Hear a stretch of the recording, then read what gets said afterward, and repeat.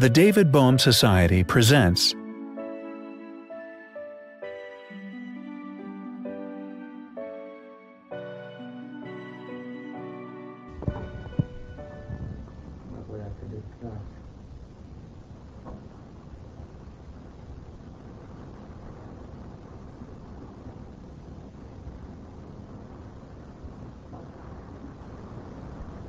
I don't know, I leave it to you.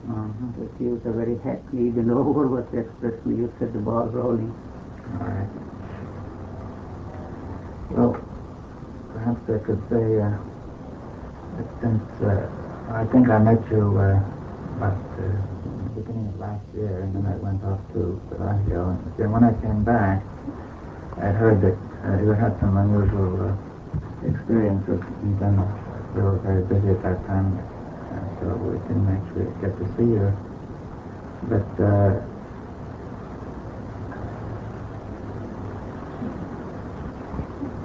perhaps we could start discussing on that line then. Yes. They were indeed very unusual for me. And instead of telling you how I got into that, it would perhaps be better for me to describe what actually I got into. You see, I got into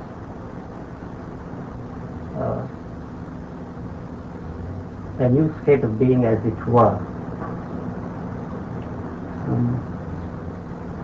Mr. Brian Mason was here at the time, and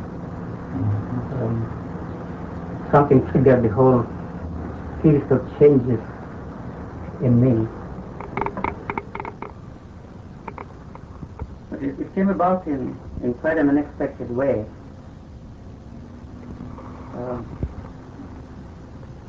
One day, I think I've heard this before, but let me go over it all over again. See, one day I was lying here, you see, on the same sofa, and suddenly I found my body was missing, you know.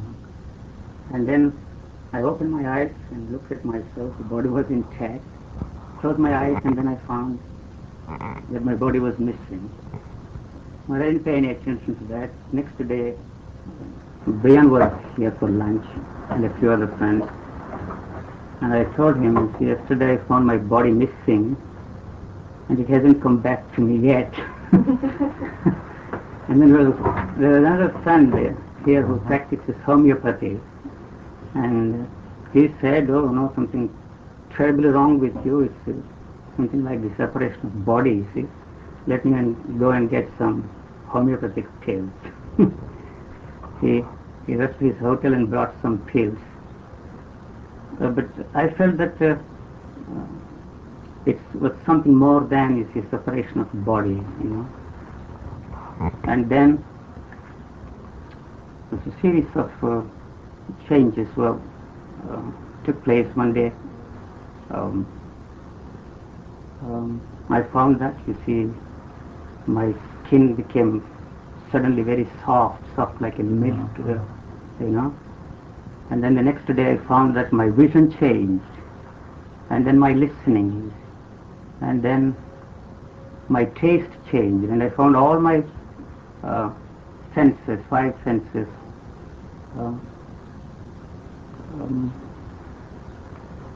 started functioning, as it were, in a different kind of way.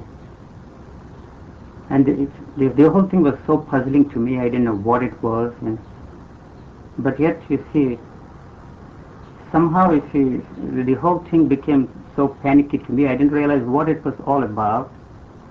And after a week, I suppose all these changes, it took almost a week, you see, for all these changes to take place. One day the eyes, another day the ears, the third day the taste, and the fourth day, the skin, and fifth day, I don't remember what happened. You see, on the sixth day, you see, I was sitting there again, and then I felt all of a sudden that, you see, the life was simply ebbing out of me, you know. And then I called her. You see, I feel as if I'm going to die. You see, I have come to the end of my life. But don't bother. You see, I always told her, you see, if something happens to me, hand over this body to to one of the hospitals. Don't bother about what to do with my body. And then she found me. You see, the whole body turned blue, you know, and I was terribly shaking, and I felt as if life was ebbing out, you see, through every part of my body. I couldn't sit there, you know, and I moved over here and stretched myself. And you see, but then you see, the whole thing was sinking inside of me, you see, as it were, you see, like a vacuum cleaner. You sucked out. Sucked out. And then you see, I was in a peculiar kind of state. There was terrible pain in my head and the pain all over my body. And then the last thing, it's very difficult for me to go over all these things, but now you see, by way of introduction, it is very necessary what happened, because all my memories are now fading out, and it's very difficult for me to recall with vividness what happened to me, but it's vaguely I remember. And then suddenly, you see, I felt that, you see, to use a simile, you know, the aperture of a camera trying to close itself, and something in me, you know, trying to keep it open. And then again, you see, the aperture was forcing itself to close down. I tried to keep it open, and suddenly, you see, it closed itself. And what happened afterwards, I didn't know, but after nearly an hour and a half, I came out of this, and the whole past completely disappeared, you see, and I felt as if, you see, I had no past at all of any kind, and I felt as if I was waking up from, you see, a deep slumber, as if for the first time in my life. It was a clean slate. And then I didn't sleep that night, you see, at all. It was a very disturbed night. The next morning, you see, on the seventh day, I woke up again, you see, as if I was waking up for the first time in my life. And then on, you see, the series of bewildering situations for me. Then the next day, you see, I was sitting here again, you see. I think by the time Brian had left and all the friends had left, suddenly, you see, the body began vibrating with a tremendously terrific vibrations, you know, and I didn't know what to do. I couldn't control the vibrations. They were so terrific, and wave after wave, you see, started coming up from here, you see, to the head, and then these waves trying to escape through my through the brain, you see, or something through the head, and this went on, you see, for nearly half an hour, wave after wave, wave after wave, wave after wave, with greater and greater speed. And then I couldn't control myself, and yet, you see, I tried to hold on, and I called her, something is happening to me, and she didn't know, and she said, you see, you can't do it by any volition of yours, something is all right, we have to put up with this, and it went on for half an hour, like that. And then I went into my room and stretched myself on the bed, and the whole night, you see, starting from here, from foot to head, this terrific wave after wave, like the ocean waves, it went on the whole night, I didn't know what it was, I didn't bother to do anything, and this friend of mine who practices homeopathy, he came and he brought some more pills. But then I suddenly realized there is something more to it than, you see, than the way I am, you see, interpreting these things. But anyway, you see, let me wait and see. And then, you see, the whole of this spinal column, I felt suddenly it was raw, like a wound. The whole thing is I couldn't rest myself, you see, on the back, and turn myself this way, that way, and it's such a terrific pain here. Not only here, the whole head was painful, And then from that moment onwards, you see, my awareness started changing, all of a sudden.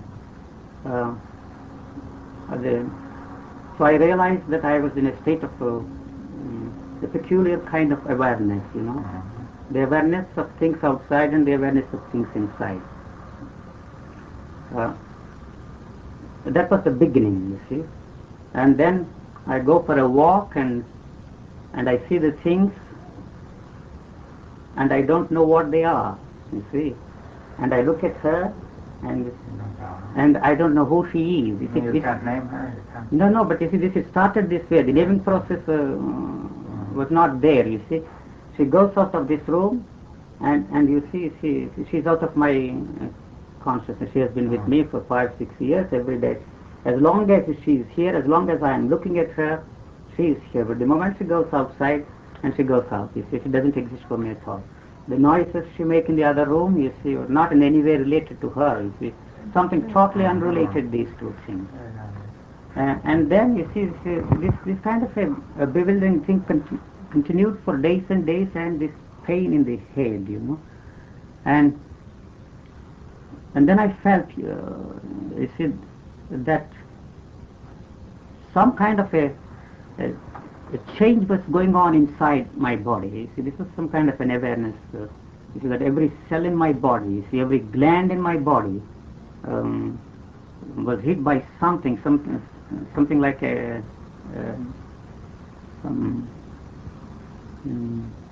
what do you call the lightning, And all the cells, you see, every part of my brain was undergoing some kind of a transformation, as it were.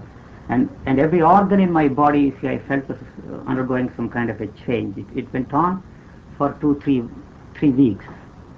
But you see, I didn't pay any attention.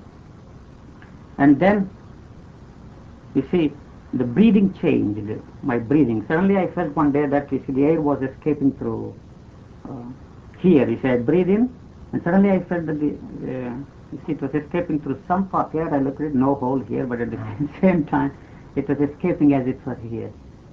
Then, you see, this David Barry was here one day, and he said, "You look here, old chap, you see, this is not a funny thing that you got into. You see, these are all, you see, he's very well read in the Hindu philosophy, mysticism, and yoga.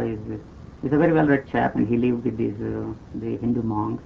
And he said, you see, you have come into an extraordinary state of being, similar to that of the religious teachers. Don't treat it very lightly." And then, you see, but I didn't pay any attention. You see, although I myself was a student of philosophy, I taught Indian philosophy, I lived with the monks for 7 years, practiced everything. It never occurred to me that this could be the thing which I wanted when I was young, you see, and worked hard and hard.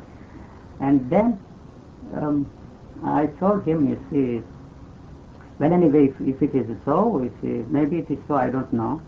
But I set out to go to New York, and built up a tremendous image, you see, and the god-dazzling things, and the beauty, the grandeur, the splendor of New York City. I thought I was going towards there, and suddenly, if it is this what you say it is, I find myself in a God forbidden, even the devil's forsaken place. This comes with this thing, and then it is something as it were in me. There was nothing there inside of me, and said, you see, this is what you have been asking for. This is not that. You see, that was only an image you built for yourself, but this is actually the thing.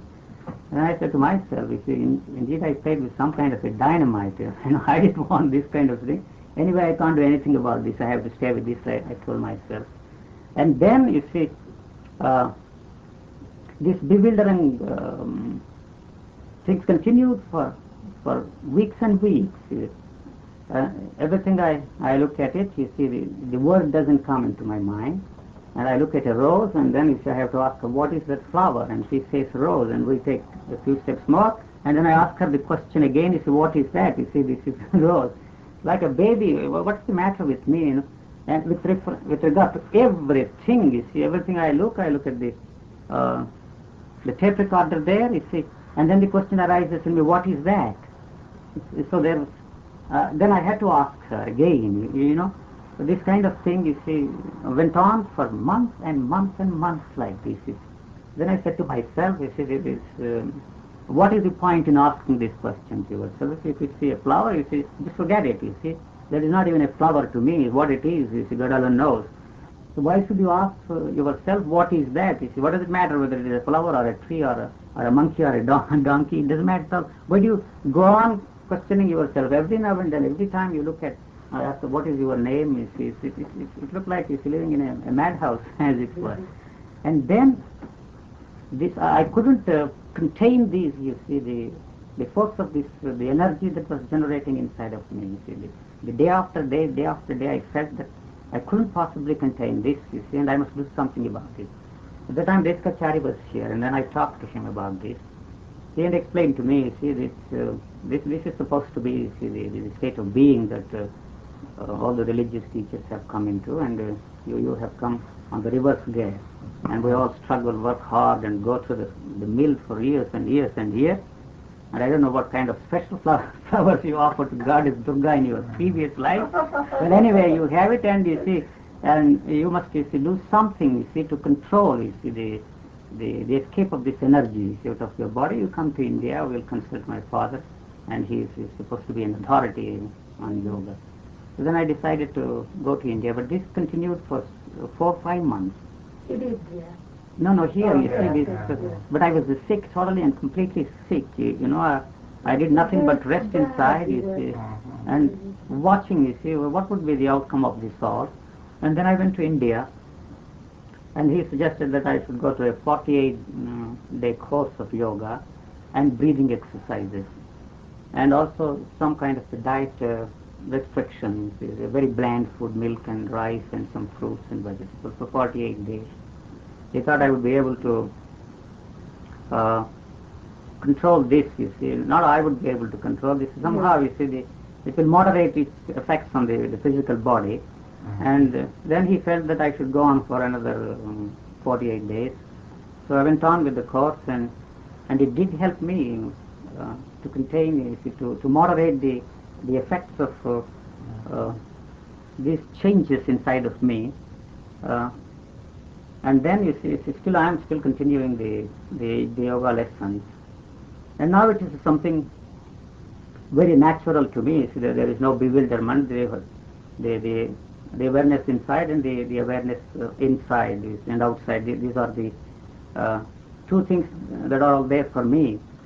And so when I look at something, see, there is no problem for me to ask what it is, but that has an effect on me, you see.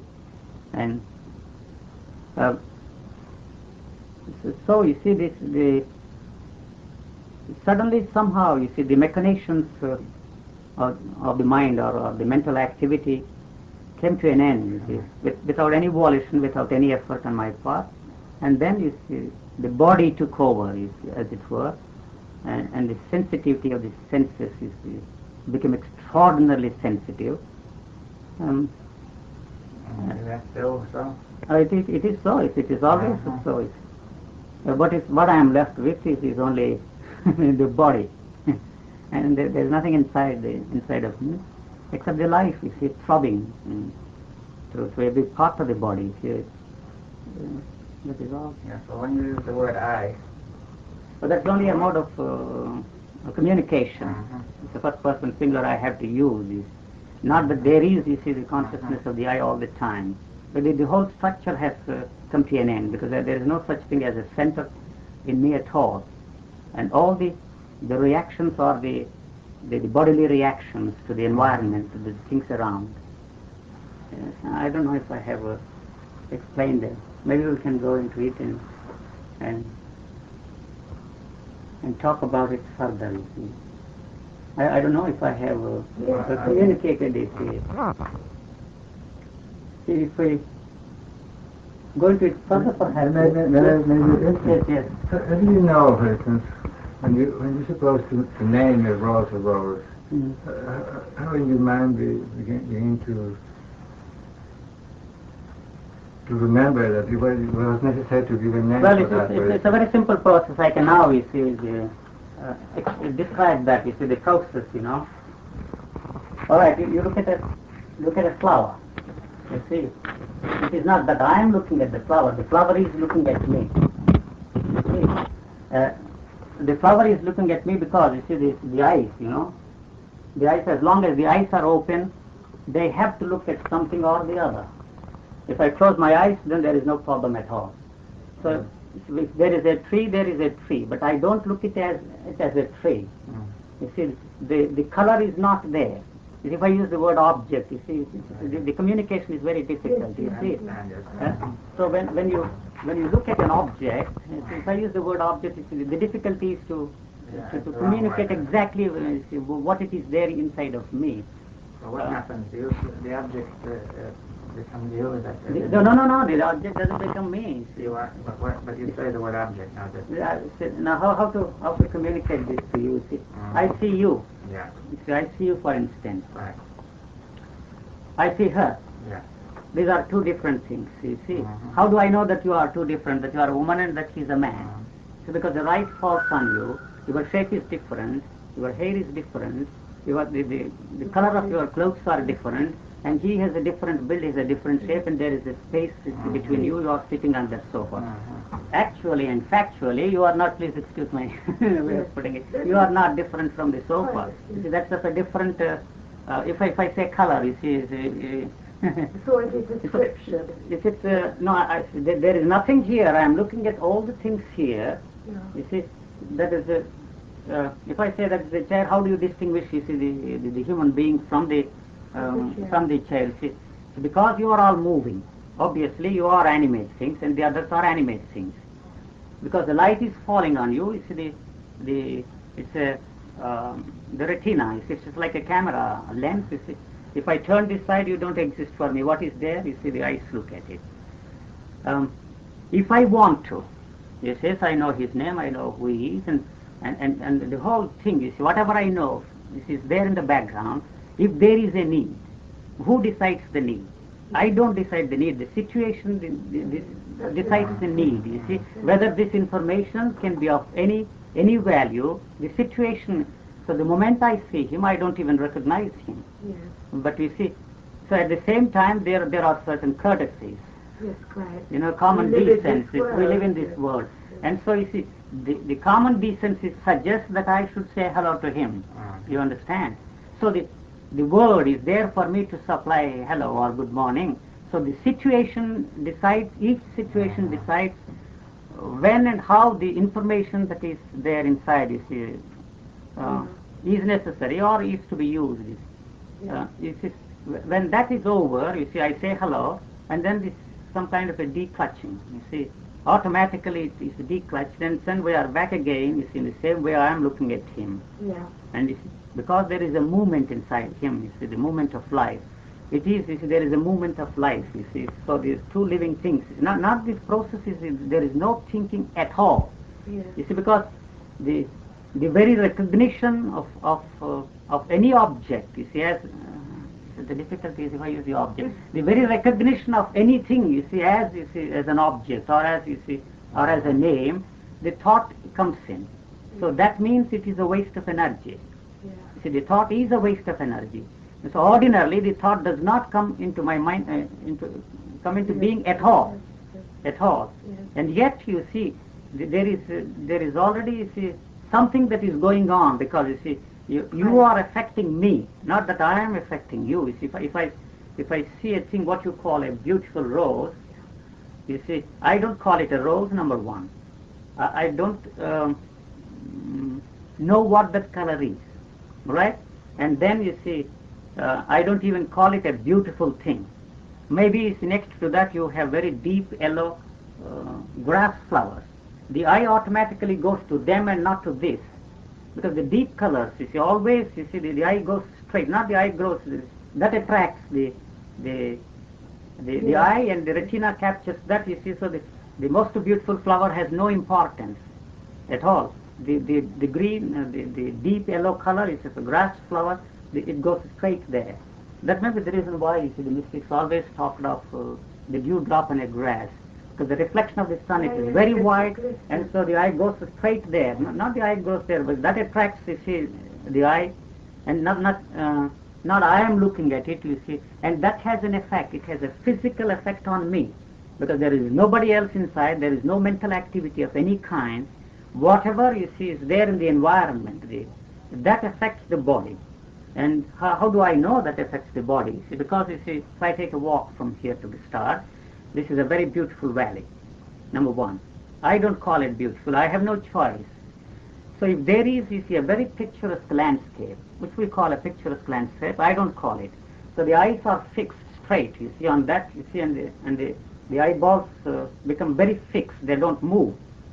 And that, you see, the beauty of that landscape, or whatever it is, immediately, you see, has a reaction on me, because I take a deep breath. You see, so it is a breathtaking view, obviously. Otherwise, why would I take it? And then you see, I walk a few steps further. I see a cow moving. You know, I don't call that a cow. It's like a newborn baby. You see, you place her. You look as if you have never looked at the cow. You see the waving of the tail and the head. You see the moving, the horns, and it's not that nothing is going on inside me. I am describing it in order to communicate, you see, not communicate, to describe, you see, a state of being at that particular moment. So you see, you are there at that particular, whatever the eyes see at that particular moment is all that is there for me in that world. That's all. There is nothing else. You see, I move a little, and then you see something else comes. If there is anything of a beautiful thing around me, it immediately it has an effect on me. So I breathe again and again and again. This breathing process goes on and on and on. And this breathing has an effect inside of me, because the oxygen enters, you see, every cell in my body. You know, it's here I must mention, you see, what the Hindus call the chakras, you know. You may have heard of. You see, the centers, they started all of a sudden. You see, I still have some of them, you see, and they appeared all over, you see, the 34 spots appeared on my body. And the chakras, wherever the chakras are supposed to be, they are not chakras, but to me, the dormant glands in the body have suddenly become active, you see. What triggered this process is very difficult, because when once, you see, this stepping out process takes place, the triggering device is already there inside of you. It's automatic, and so the triggering device perhaps has set in motion, you see, the whole process, and all these dormant, and particularly here, you see, now perhaps you can't see, the lotus appeared, you see, on my forehead. This perhaps is the pineal gland, or the pituitary gland, or some glands, the new glands, all the dormant glands, and here the pituitary gland, all of them, you see, by somehow, you see, activated, and this breathing, you see, it's like a whirlpool. When it goes, you see, it takes turns like this, and spreads to every nerve center in my body, and I become aware of this process, because you see, there are 64 spots on my body, you see, where I feel the pulse, not only here and here, but in 64 spots, you see, the throbbing of the life is felt by, I become aware, not felt by somebody. And so you see this, and then again when I breathe out, you see the same process goes on, and the whole body is heated up as a result of this breathing in and breathing out, and then you see it produces large quantities of saliva, and so I have to swallow that saliva. The moment this saliva goes inside, you see, it generates electricity inside the body, and it goes on and on and on, whether you look at an object there, or whether you listen to a music, or whether no matter what you do, I have no choices. I can't say this is I'm going to listen to something this, or going for a walk. If naturally I take a walk because the body needs some exercise, and so I usually take a walk. Or if I sit here and I look out of the window, I can sit there and look out of the window for the rest of my life. It's because every time I look out, it's something new, which I have never seen before. Every day I see this, and every automobile that's going there, it's a moving thing. If I call it thing, what it is, you always wonder, you know, the moving thing on the road. And And then you see one after the other, one after the other, one after the other, these automobiles come, different colors, with different shades. So you can go on looking at them for this, because there's nothing else to do. You see, at this particular moment, if there is something, you see, something to do. Yes, for instance, you see, he told me that you would all be coming here at 4 o'clock. I was ready by 3:45. If there is nothing there for me, I go inside of my room and rest. When there is no awareness outside, there is an awareness inside. And what is that awareness inside? Means you see, you become aware of the movement of your body, the blood, the heartbeat. I listen to the heartbeat, you see, and so it's very interesting to listen to one's own heartbeat. That's possible only when the outside sounds are not there. But there is all the time this tremendous, what shall I say, this state of silence. You know, it's not, silence means not the absence of sound at all. The sounds are there, but no distinction whether somebody is playing a piano there, or some screeching, screaming noise some there, you see, or the utensils noise there. They are all the same. You see, they come and hit you. See, that's all. You see, the sound is there, and when you look at it, the things are there. And what am I saying? And so, you see, I can stay in my bed. You see, and there is no such thing as hunger for me. You see, because I don't feel the chemistry of the body needs food, and so I take food at regular intervals to keep the body going. Otherwise, I feel weak. For days and days, I didn't take food at all, and I felt weak because there is no such thing as hunger at all. That seems to be the only thing that the body needs. You see, the body has to be. What is left is only the body, and so the body has to be maintained in a perfect condition, and so you see, this goes on and on and on and on. You see, day after day. It's an interesting thing.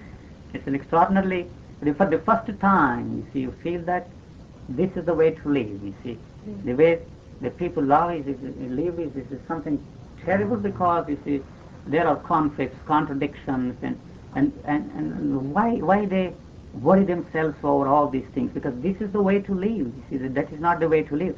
And then how to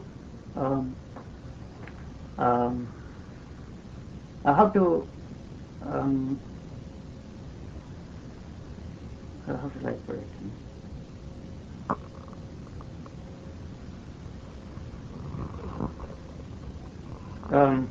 Why you see these people come with all kinds of questions. You know, when I meet friends here, they come here, they ask hundreds and thousands of questions, because you see, there are no questions for me at all. What has happened is, you see, we all sought something and we seek something. We are seeking something. It is not that you have arrived at this destination, or that you have found what you have sought all your life, but the search has suddenly come to an end. You see, and this is that means, you see, there is no questioner inside of me. I am not only questioning, not questioning what is this, what is that, what is that, and what is this, but also the so-called deeper problems. You see, what is this life? What is life? Is there any meaning in this world? In our existence, has life any purpose? Or the universe around you, how this whole thing has come into existence? The perfect, you see, all these questions, you see, are trivial, you see, because there is no questioner who is asking any questions of any kind anymore inside of me. And so why do they ask all these questions? Of course, there are basic questions. If I want to go to the railway station, naturally, if I ask, if I don't know, if I will ask somebody. These are the questions of the day-to-day existence. But there is no questioner at all inside of me. No questioner asking any questions of any kind anymore. The questioner has disappeared. Not that I have found the answers for all these questions, or it's not a matter of saying that the metaphysical questions have no answers. It's not any of those things. It is just that the questioner has just disappeared all of a sudden. By some luck, if you want to say, but by accident, or how, I don't know. You see, up to a point, you can trace what happened, and then there is a leap, you see. And this leap, you see, is very difficult to describe how it happened. I really don't know why it happened and what triggered the whole the series of changes inside me. It is very difficult to find the missing link between the two. You see, I can only say by some luck, if you want to say, if you believe in some kind of a grace, it is by grace of whom I wouldn't know at all. Somehow, you see, the whole thing happened, and here I find myself is completely a living human being, living for the first time. For the first time, the living quality has an opportunity. The living quality inside of me has an opportunity to express itself in an extraordinarily sensitive way, and taking in everything that is there, whatever is presented, and to be in this state of what shall I call awareness. This is a rubbed coin. This awareness, not in the sense in which the psychologists use the word, but and perhaps Krishnamurti's phrase, in a state of choiceless awareness, because I have no choices of any kind. Whatever is presented to me at that particular moment is all that is there for me, to look at or to listen to. There is no need for me to close my eyes, either, because you see, as long as the eyes are open, I see. The ears listen to the things, and if I touch something is hot, something is soft, and there is no body consciousness even. So this is perhaps what the Hindus call sahaja samadhi, is a natural state of and sometimes you see this goes into a different kind of a state, as it were. Not that I live on different levels. The awareness disappears. Even the awareness disappears. That's a thing which I can't bring into being. It comes by itself, uninvited. I can't think about it to bring that state into being. It is something like saying to myself, I'm going to dream a beautiful dream. You can't say. So all of a sudden, from nowhere, you see, and this kind of a thing descends as it were on you. This is the only thing I feel, that somehow something is descending, you see, on me, filling the whole being. And it begins, you see, with this kind of peculiar feeling. Is the anesthetics, if you go, they give the anesthetics or anesthesia, whatever you call it. You see, the whole process, the brain becomes so dull, you see, and suddenly the whole awareness, you see, disappears, and the body becomes, for all practical purposes, you see, it is death, as it were, because the body becomes very stiff. I prefer to lie down rather than sit at the time, because you see the eyes, I prefer to close my eyes. I can keep my eyes open. Whether I keep my eyes open or closed is of no importance at all. So all of you disappear for me, because the eyes are open and yet I see nothing, because there is no awareness even there. And then you see this lasts sometimes 1 hour, 1.5 hours, 3 hours. I know what happens, because you see, it begins here, and the whole head becomes so tightening process. It's some kind of a tightening process takes place inside, and then it is some kind of a blow up. Blow up. He says, if you are off completely, nothing exists for me. The eyes, even if I keep my eyes open, they become bloodshot, as it were, and I can't see anything at all. And I prefer to lie down during that period. Sometimes it lasts for half an hour, 1 hour, 2 hours. And those who look at the body, see, they know that it is like a stone, See, can you understand what happens to the body in that state? So that's the thing which I don't know at all, you see. It becomes almost very pale, it is like yellowish, bluish yellowish, and like alabaster or something like that. Really very much like a corpse. And the whole head sinks, and is absolutely motionless. It can last very long, motionless. Obviously, yes. Obviously, the signs of life are there. It's the heartbeat. It's right here up to your point. The heartbeat, the pulse, and the brain waves. You see, and the breathing is very, very slow. The breathing becomes practically unnoticeable, as it were. And then you see, when I come out, suddenly you see, then I realize that I'm still, the life is still there. And this sometimes happens 2 times, 3 times, 4 times. It is, nobody can say when this comes and why this comes, how this comes. But Somehow. you can at any time, if somebody comes or there is some disturbance, in a second he's up and clear. So there is a Completely. completeness about it. The moment is unclear, so between both, either he's off, as he says, or he's perfectly present. Yeah. Well, of course, it's known that in investigations of the brain structure, that awareness depends on something in the base of the brain, which can be affected, for example, by various chemicals, such as serotonin. But what has happened to me is, you see, the brain that we have in common with the animals.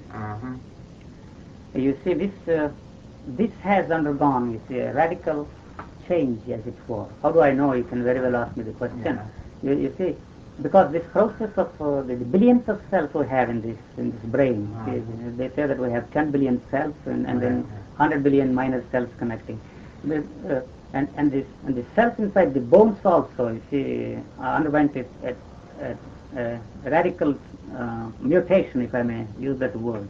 Because when there is a change in the cell, when there is a sudden death, you see, of the center, the eye, or whatever you call inside of you, takes place, and this body has got to undergo a transformation. So every gland in my body, every cell in my body has undergone a radical mutation. Why I use the word mutation? Because I can't think of a more appropriate word. You see, this process went on and on and on for, you see, because I could feel, I could be, not feel, you see, I was aware that, you see, this process of change going on. It's just like, you see, the blood rushing in, you see, and then, you see, the changes taking place, you see. Every cell in my body has undergone a transformation. Every gland has undergone a transformation because it seems to be functioning, you see, in a different way. And also this is the one thing which I would very much like one of these days, if I had an opportunity, to the brain waves, you know, the brain waves are terrific. And the electricity that goes out of my body is tremendous, you know, since there is no point inside of me, there is no space for me at all. If I close my eyes, I tried all this. You see, I'm very skeptical about the whole business. But anyways, this is why. That is why perhaps they have used the word enlightenment or illumination. You see, when I close my eyes, you see, there is light here. You see, the whole thing is filled with light, as it were. There is no body at all. There is no body consciousness. Whether I keep my eyes open or closed, it doesn't make any difference. I can look at this, whose hand it is, I wouldn't know at all. You see, if I touch it, it's, if I call it, yes, this is a hand, but whose hand it is, next question. Awareness, but there is no awareness of the body at all. There is no body at all. And this I experimented. You see, the light penetrates through the eyelids, you know, when you close the eyes, and there is a hole here, as it were. This is some kind of third eye or whatever you want to call it. I padded these eyes with thick cloth, and still, you see, there was light inside, because there is some kind of a hole here inside. I don't know, but you see, the light penetrates through that, and the whole body is filled with this light. I sit there, there is light inside. That's perhaps the reason why they call it enlightenment or illumination. And then, you see, it expands. The current the electricity that is generated in this body goes, as it were, to the end of the universe. You see, affecting the whole thing. And when I come out of this state, whatever you call it, the whole body is filled with some kind of a substance, like the white substance. The whole body is filled with this white substance. You can look at it, and it shines like it's phosphorescent. You see, the whole body, and so that is perhaps the reason why. What this process is, I don't know. I'm not interested there, even in finding out what is this. If they have some theories, it's for them to. One of these days, perhaps they will find out. The medical technology will certainly discover the the dormant glands inside the body. They say that we have so many glands inside the intestines. They don't know why they are there and what function they perform. You see, they really don't know. Perhaps one of these days they will go into the whole thing and find out. But to me it is, you see, what I am left with, if I may put it that way, is a pure and simple physical being. But yet, you see, this body is a different body, and the consciousness that is operating, if I may use that word. After all, there is no difference between life and consciousness. Life is consciousness. Consciousness is life, and it's a consciousness of a different quality. Well, that is all that there is to it. But the next question is, I have no questions at all. No questions at all. And this is the way to live. You see, for the first time, you see, if human evolution, I have repeated this several times, I don't know if human evolution has any purpose at all. If it has any purpose, this seems to be the end product of the human evolution. This mutation has changed the whole animalistic content of the brain, especially this part of the brain which is common with the animals. This is my guess or about why I make such a statement.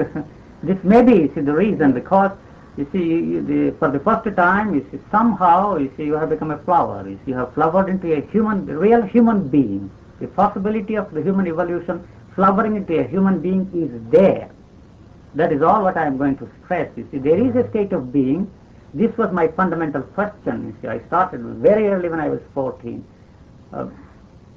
What is the basis? What is there behind and beneath all the religious concepts we have in this world today? Is there anything at all? Is there anything at all? If there is anything at all, the people who are around me were all frauds. Frauds in the sense, I use the word fraud in a different sense. They're all mental experiences, you see, within the field of thought. This itself is an extra. I myself went through the various kinds of mental experiences within the field of thought. And when if this and so you see, they didn't have the real touch of the source, you see, of the origin of these, except perhaps one person I met, Ramana Maharshi, not this Mahesh Maharshi of the Beatles man. He lived in India in a small village. Somehow I felt that he had this somehow. It was my assumption. And the second person I met naturally was Krishnamurti.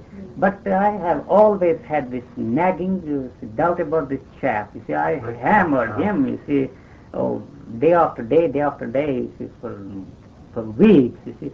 What is it that you have? You see, do you have anything at all? I'm not interested in the abstractions you are throwing at me. This is kindergarten stuff. I know all this because I have been to the mill and I know every bit of it. A bit of psychology, I have studied psychology. I know all that. I'm not interested in your abstractions, you see. This, you see, any intelligent man can do. You see, but what is there? Is there anything at all? You see, that was my question.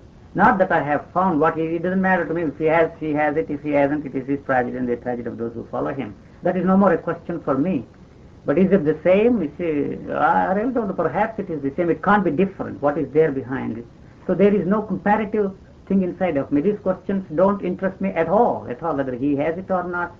So this must be the basis, because you see, of the religious experience, not experience. Experience is a very trivial thing. You see, the mind can experience the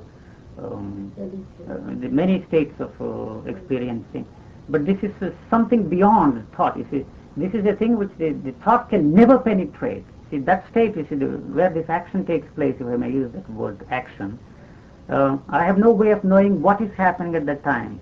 But yet, there seems to be some kind of an awareness, and there is a difference between sleep and this state. There seems to be some kind of something is aware of something else. You see, the Hindu religious thinker said, the immensity is aware of its own immensity, or that is aware of that. And I would call it the life is aware of itself. He said something is there, but the thought can never penetrate. penetrate and say what it is. Yes. And to talk of that state is when I come out of it, there is a tremendous state of relaxation. You see, the whole body is in a state of relaxation, which you can call it bliss, love, truth, God, reality, or anything you like, but it is not that. You see, because there is nobody who is looking at it and who says, here if I want to get a word, you see, I can bring out the word and say that this is a microphone. Or I can look at it and say, this is what is there, the awareness inside of me, how the air is moving inside of me. But this thing, I have no way of finding out a word to communicate and tell you what that is. If I use the word bliss, it's not bliss. Perhaps it is bliss. What is it? You see, that state is a thing. The thought can never. After all, thought is a word. If I have no word at all to describe that, and to use any of these words, love, truth, God, reality, or anything, it is not right to use these words, and they are the inadequate words to express a state of being which is beyond words. It doesn't mean that it is beyond words, because there is no way of describing that state of being. In that state, something happens. You see, what something happens? The body is you are dead and you are born again. It's complete. It's a process of living and dying, and you see, there is no difference between life and death at all. The continuity is gone once and for all. I say after 2 hours, the whole slate is wiped out and it's clean. It's what is there for me in that room, or the next thing is then it writes itself again and then it wipes itself. If there is anything of importance, the factual memory, there is only one memory, and that you see records it there, and if there is any use for it, it comes, otherwise there is no use. I read the Time magazine, you see, every phrase is implanted in that, you see, because I don't take any position while I'm reading, I just read it.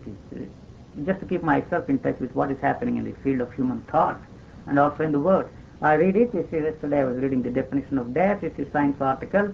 But all this, every phrase it comes when there is a need for me to express something. The phrase is there ready, you see, supplied.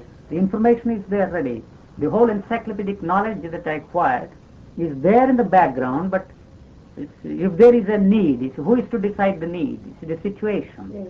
It's what I am describing. You see, I have a difficulty now to describe this, because it's very difficult for me to bring these words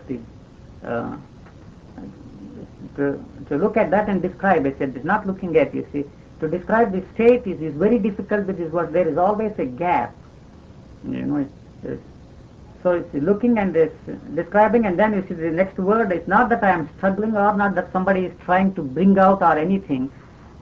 It has to come out of in its own way, the word, to describe the awareness inside of me in this particular moment. That seems to be the Are you aware of time? time. There is no time, there is no space at all. These are all bold statements, because the thought is time, and there is a thought, you see, there is time. There is, because with as long as you see I'm aware of the things outside, there is a space. Yes, I'm looking at the things. They are spaced in their own way. Because I have a vista vision now, you see, as it were, I see much more. The eye takes in completely the 100%, and they say, the optometrists say that the eye cuts out 98 and lets in only 2. Yes, So, but now it is, since there is no choice of any kind, you see, so it takes in the whole thing, as it were, and I have a complete vision, but not behind. You see, if I want to look, you see, I have to turn the whole body, especially when the eyes are fixed. You see, I can't look down at, on my own body, or you see, there now I can't see. You see, so I have to turn this side, and this is the only time when I'm aware of not that I'm aware of the space. There is a space often by itself. It's not because of there is somebody who is looking at it. When there is, you see, when I want to recognize this Star Palace Hotel, there is a space. You see, the dot has come in and there is a space. If I close my eyes, there is no space at all, because there is no center here at all. The light is part of the whole space. Not to say that I am the space is not correct. Because the light inside is, it has no frontiers. You see, It has no frontiers. I want to explain this simile again. May I take that lesson? Yes, I want that. This I explained to you the other day. You see, the concept. You see, this is the social consciousness or the mind of the whole world. You see, and this is the enclosure. This is the eye which I have built through not generations, at least from the beginning. It's like a baby. You say, this is a microphone, and she repeats it. Next time when she sees this, she repeats it, this is microphone. That is how you see the whole, the word structure is built up, and also they say, you see, but every cell carries the cumulative knowledge of generations. It's going on, the 14 million years of past, it is there in this individual. So this wall is the eye. It's a very difficult thing to break it. If you loosen one brick, you immediately put a plaster and and you close it. This is actually not different. The human mind or the human consciousness or whatever you call it is not different from the social consciousness. And so somehow by some process this knocks itself off. I can't do it. The more effort I put into this, you see, the more methods I use it, the more difficult it becomes, because this is a strengthening factor. If somehow you see this structure collapses once and for all, what is here is outside. But this explosion, this is not an ordinary thing. This is something like a nuclear explosion.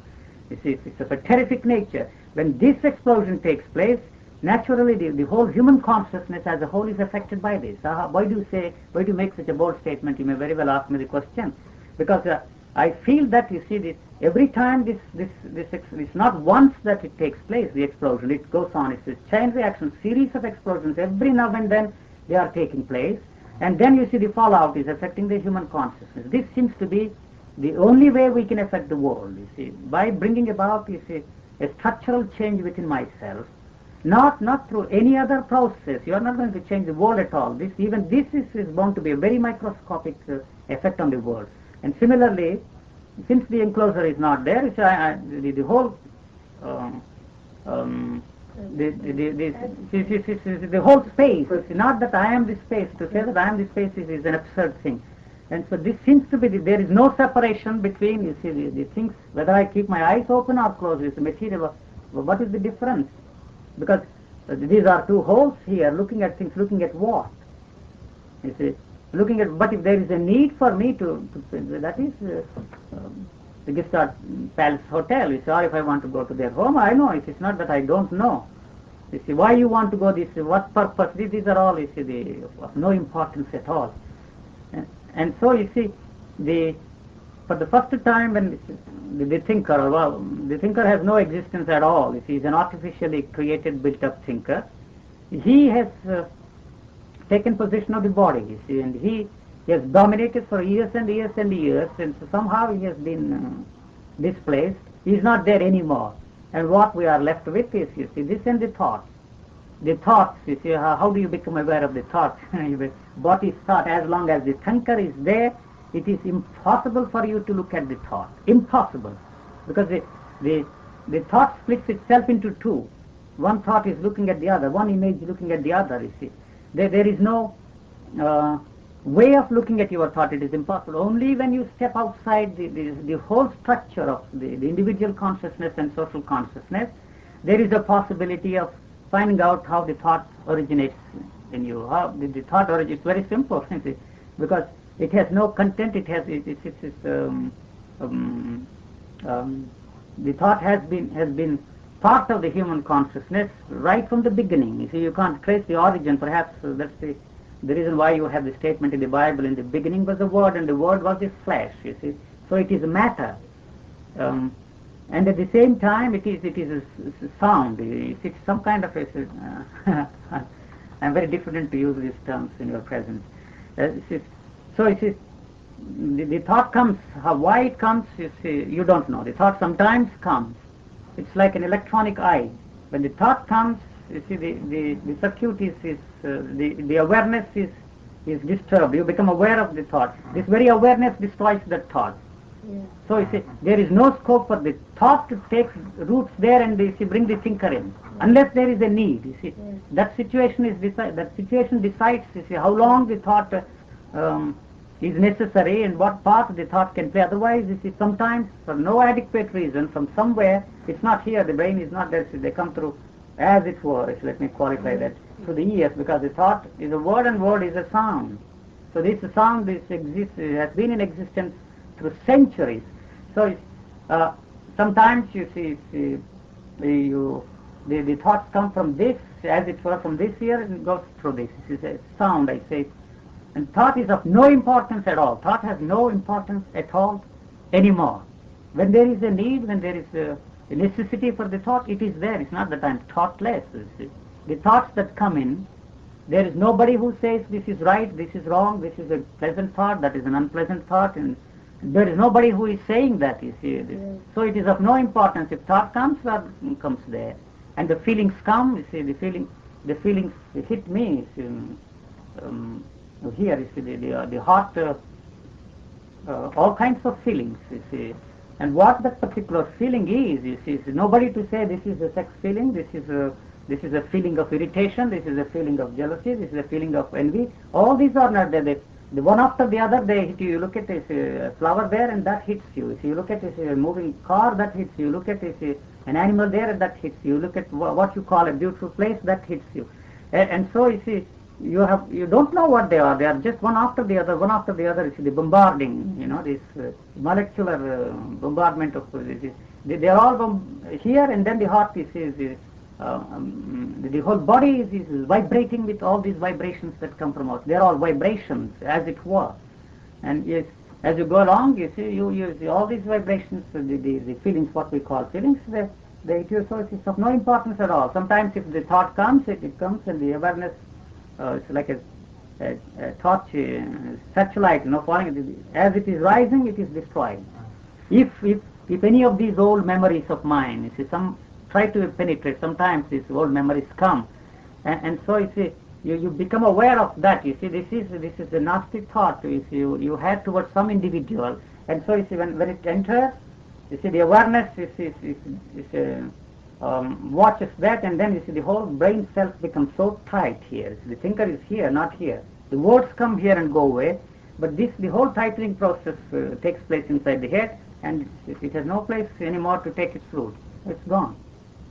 So the thoughts come and go. Sometimes there are no thoughts. It's like, you see, the electronic eye, they come, and the moment they come, you see, it's a simultaneous process. As the thought comes in, the awareness also is disturbed, and at the same time the awareness destroys the thought. It is a quick process. So it is of no importance at all. It's of no importance at all. I don't know, I think that may be the main point, because you see, a thought coming in which disturbs the mind and builds up. Yes. And so you could discuss the question of the root of thought. You say you don't know, but you see, I don't put that question to myself, because you see, it's all right if I put my question. See, no matter what question you ask or anybody asks, you see, first I start with a state of not knowing. I really don't know. Any question, what is mind, if you ask me, see, for me to get up on a platform and talk about mind is one of the absurd things. It's because what is mind? You see, somebody asks me a question, because there is nothing here. There is I don't know. That's a silly. Why do you want to ask a question? What is mind? And all right, you see, then I want to see the exploration begins. What is the exploration? You see, the thinker has to come in, and the thought process develops. What is the mental activity is not mind. You see, for all practical purposes, the mental activity is the mind. All right, you see, if the mental activity comes to an end, you see, that is one of the most extraordinary experiences, that itself is, if you can experience that, the quietening of the mental activity, the quiet mind, the experience of a silent mind, that changes the whole process of thinking. That is how all the conversions have taken place, the mystical experiences or even the scientific experiences in the field of thought. It is still within the field of thought. So for instance, you see, it would be impertinent for me to talk of Einstein. Before I did physics for my basic degree. So as long as we were all caught up in the Newtonian physics, nobody could break through. But you see,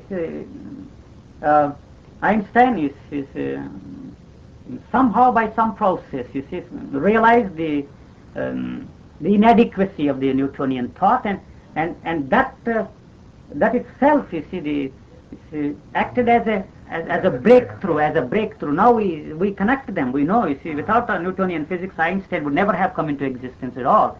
So as a flashback, you see this, but there at that particular point, you see, he had to. The mental activity had come to a point, to the end, as it were, but not actually. But again, it caught that experience and created the thought structure. So this revolution is within the structure of thought. Any such revolution within the structure of thought is a revolution in itself, but the thought structure is still there.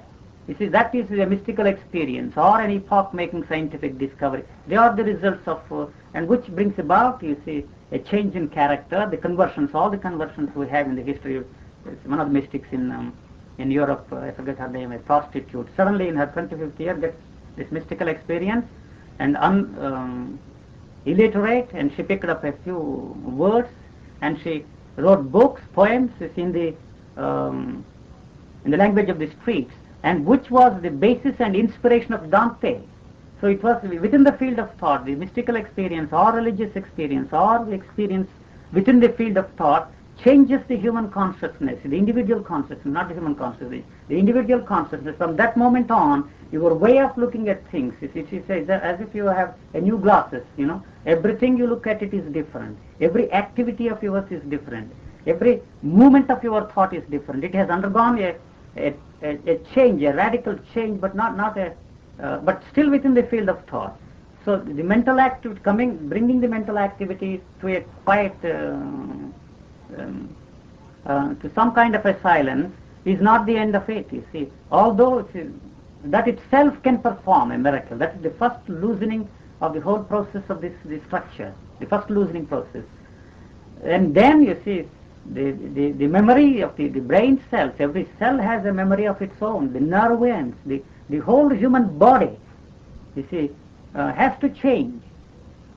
It has to become silent. In this case, the whole thing is silent. Every part of the brain cell, all the 10 billion, 100 billion cells, they become silent because there is a tremendous silence. This silence is of a different quality and of a different kind. It's not of the mind at all, not within the field of thought. And so you see, you go on and on and on and on and on, you come to a point where you see you will not be able to differentiate the difference between the human mind and the mind of the world. They are one and the same. They are not two different things. But for purposes of convenience, you see, we have created this enclosure, and we have a feeling that, you see, we are individuals. We are not actually individuals. But when somehow the whole structure collapses, the individualization takes place. For the first time, you become an individual. You become an individual. Individual means you have become a flower. And since there is no thought structure anymore, there is no I anymore, what is left with is the body. And what is inside the body is this life. You see, this life is not different from the creative life. And this is the creative energy. You can say all these words, but the creative energy that has created the whole universe. This is going into the field of mysticism unnecessary. It doesn't mean anything at all. So I come back to the same point. After all this going through, exploring this, I come to the same point and ask myself the question, what is mind? And so I have no answer. There is no question. The question has disappeared in the process. So if in this process, if I am able to bring somebody else also, you see, along, and put him in that state, you see, of not knowing. If I can, you see, it's a very difficult thing. The trick can work, otherwise so answering questions seems to me of no importance at all. But yet, to find out, you see, I think I have explained, you see, how the thought originates, the root of the thought. The origin of the thought is a thing which you don't know at all. No, you don't know at all. Somehow it's there. It is, but that is a part of the consciousness inside. You see, the life itself. You see, the brain mechanism has this. You see, seems to have this as part of its being. That seems to me. I really can't give a satisfactory answer to that. I really meant not the question of the origin of thought, but the question of why see, what is the origin of the continuity of thought? There is no, since there is no continuity. Yeah, but we see, you say that the awareness wipes out the thought when it starts, but you see, if it doesn't wipe out thought... So that means the I is there. If the I is there, yeah. he carries on. You see, he brings more and more and more and more thought. Since this I is now, this thought is incapable of bringing the thinker into existence. You understand? So before that happens, you see, this gap, this thought disappears. So it's the awareness. It's like, you see, in the airports you have these doors. You know, the moment you set your foot, the door opens. Yeah. The thought comes. So, but what actually the thought opens this? There is a break in awareness because of the thought, or the no matter what happens, you see, both of them. You see, the awareness, the thought is there and it's not there the next moment, and so you see, it has no chance to bring the thinker into operation at all. Yeah. Yeah. So the continuity is lost. It's all the time. It is. You see, that's the only thing. You see, there is no continuity anymore. Yeah. I recognize this. You see, as a microphone. And the purpose is served and all that. But next time again, you see, I have to. Yes. Well, you see, if you want to communicate, which you seem to want to do... that's one of my problems. I may not... I may not even want to, but I'm beginning to feel that even without communicating, there is a possibility of being silent in some corner. You see, no matter where you sit, you see, this... I may be... because there's nobody who is deluding oneself, you see. Because these fallouts perhaps will affect it in its own way. I don't know. I really don't know. But there is another difficulty for me is, you see, the mode of expression. Yeah. I have no way of expressing myself since you see, the whole past is wiped out, and that past included Krishnamurti too. Yeah. So the Krishnamurtian lingo, if I may use that word, is of no value at all to me. I can't use that at all. Impossible for me. So I don't even know what he's talking now, except a few phrases. It's a fresh phrase. So the easy thing for an individual is to fall back on that lingo, which all the religious teachers is easy. The ready-made literature was there, so they used God, they used all the expressions, and this man somehow has developed, you see, a new kind of new mode of expression, which is very vital. But to me, you see, that seems inadequate, because you see, that was part up to that point, the cumulative, perhaps it helps others, I don't know, I can't say about others. But the breakthrough the simile of Newton and Einstein, you see, the Newtonian physics had to come to a stop in me. You see, the whole structure collapsed, and that structure included Krishnamurti. So I can't use any of those things. And how am I going to create new words? I can't create new words at all, because I have to use the inadequate words that we have. There are different structures of ways of using language. You see, the point is that the same words can function in different structures, you see, in different forms. Yes. So, you see, if you wish to discuss, you see, in other words, you are talking. Yes, I'm sorry. Yes. So therefore... All right, yes, now I think I've said enough. No, I didn't mean you shouldn't talk. I only mean that therefore you want to communicate. I take it that that's some communication. No, it would be very interesting to find out. You see, perhaps, you see, the questioner always helps me. One who comes here, he has to bring me out. I can't come prepared. This is what I am going to talk. It depends upon the person I am talking to. Yeah. Yes. And one of the difficulties I have is most of the people here are full of Krishnamurti's ideas. Yeah. And so I'm always confronted with this. Or if you go to India, which they come with this, the Hindu, the technical terminology, the whole thing.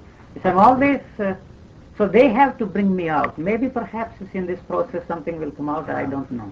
See, not only here, but in science and in all other places, it is necessary to change the form of the language, which doesn't mean use different words, but I'll go into it. You see, just as an illustration, you see, you described something which I would put in a slightly different form, which is to say that thought comes in, or memory comes in, where the situation shows it to be relevant. You see, that now, you see, if we consider this notion of relevance, the difficulty is that our thought tends to come in when it is not relevant, you see. Therefore, that is why we are in a state of confusion. No, I don't quite get it. Would you please? Yes, you see, I want to say that we want to bring... see, let me try to say that this notion of relevance will help us to communicate. Yes. Now, See, let's go to Einstein just to begin with. You see, now what Einstein saw was the irrelevance of the Newtonian conception of space and time. At least beyond a certain point, it ceases to be relevant. Now, people continuing to work with those conceptions were continuing with what is irrelevant and thus producing confusion. Do you see? Yes. Do you follow me? Yes, I understand. All right. Now, so Einstein saw this as irrelevant. Now, when you see something as irrelevant, it drops away. It becomes ineffective, you see. Now, that leaves the mind free to see what is relevant. So Einstein saw another notion of space and time that is relevant. But of course, now people working with Einstein's notions are carrying them beyond the point where they are relevant. Yes, there will come another man who there must be come again. Another man, yes. You see, so and in fact, probably it's irrelevant for anybody to try to continue Einstein's work at all. You see, yes. That is, this is a mistake, as it was a mistake to continue Newton's work. Yes. You see, now the point is, so we see that first of all, in the content of thought, there is something that may be relevant to a certain situation, which you have remarked upon, that it may be relevant to know the way to the station. Yes. Now, therefore, thought comes in where it is relevant. You see, if I make a description, it will be, say, of the mountain, it is relevant to the mountain, but not to this, you see. So, therefore, you will recognize the mountain from the description by seeing where it is relevant. Now, you cannot analyze what is meant by relevance. Yes. But now, fine. So, now, the next point, you see, is to go on from the notion of the relevance of particular content to another notion, which is that whether our ideas of relevance and irrelevance are relevant. Yes. You see, that when our thought is conditioned, then it is conditioned to give irrelevant judgments of relevance and irrelevance. Do you see? And this is where it begins to go wrong, because we take all sorts of things which are irrelevant, and they're taken as relevant. Now, once you take them as relevant, then it is confused. You see, it's confused to assert what is irrelevant. It is confused to deny what is irrelevant. You see, to deny. So whatever you do about it, even to say it's wrong or it doesn't exist, is confused. You see, that is, whatever you do about the irrelevant brings in confusion. All that can be done is to let it drop. You see, and now, so I think you see the first point is, as I see, thought has gone wrong in bringing in various irrelevant things, say such as irrelevant gratification, or irrelevant continuity, irrelevant security, and so on. Do you see that now this, when it comes in as irrelevant, it seems to disturb the brain. Do you see? I say it disturbs the function of the brain, so the brain is not clear and it cannot make judgments of relevance and irrelevance. So it makes a trap. Do you see that once you have an irrelevant thought, it disturbs the brain, say like here, and then the judgment goes wrong, so you cannot see that this thought is irrelevant, and therefore it seems relevant. Therefore you continue it. Therefore you continue to disturb the brain, and you go around and around in a circle, but it gets bigger, you see. Well, now, so what you described, you see, the question which I wanted to inquire into was where this malfunction of the relevance judgment comes in. Do you see? Somehow the judgment of relevance ceases to, begins to go wrong. You see, that with thought. Now, where pleasure comes in. Do you see? Where gratification comes in, and also time. You see, the thing is that the second thing we can say is that, except for certain limited purposes, time is not relevant. But we are making it very... What? But it is still relevant in the field of thought. Yes, but thought is time. Thought is time, yes. Yes, you see, that is, I can see that, you see. But time is... but the time is also relevant in certain functional purposes, say such as catching the train or operating various machinery and various other things, you see, so people can synchronize their activities. But the difficulty is that the relevance of time has gone much further in our thought. It seems that we exist in time, and that is irrelevant, you see.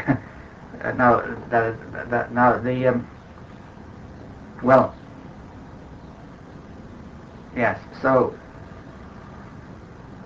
now as far as language is concerned, you see, I think that we could clarify the situation if I emphasize the two notions of description and inference. Do you see? If we make a description, see, from perception, and we may make inferences from that description, and they mix up. Now, I would say that all science, or everything, say, deals fundamentally with description and inference, but the mistake has been made to assume that it deals with it describes what is, you see.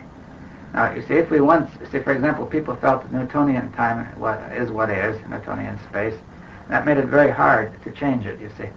Then Einstein came in with another conception. Now people begin to feel that is what is. But you see, if we say all space, all time, all descriptions of matter are descriptions, and then, you see, that does not commit us to say that that is the way things are. Now, then the description is relevant, you see, or not, to a certain situation. You see, a certain situation may call forth a certain form of description, which is relevant, but if we extend it too far, then it will not be relevant. One can perceive difficulties or confusion, and then the description will drop away, you see. Now, so it seems, from what you say, you see that, you see, or at least that's before we go into that. You see, go ahead. No, go ahead. Go ahead. You see,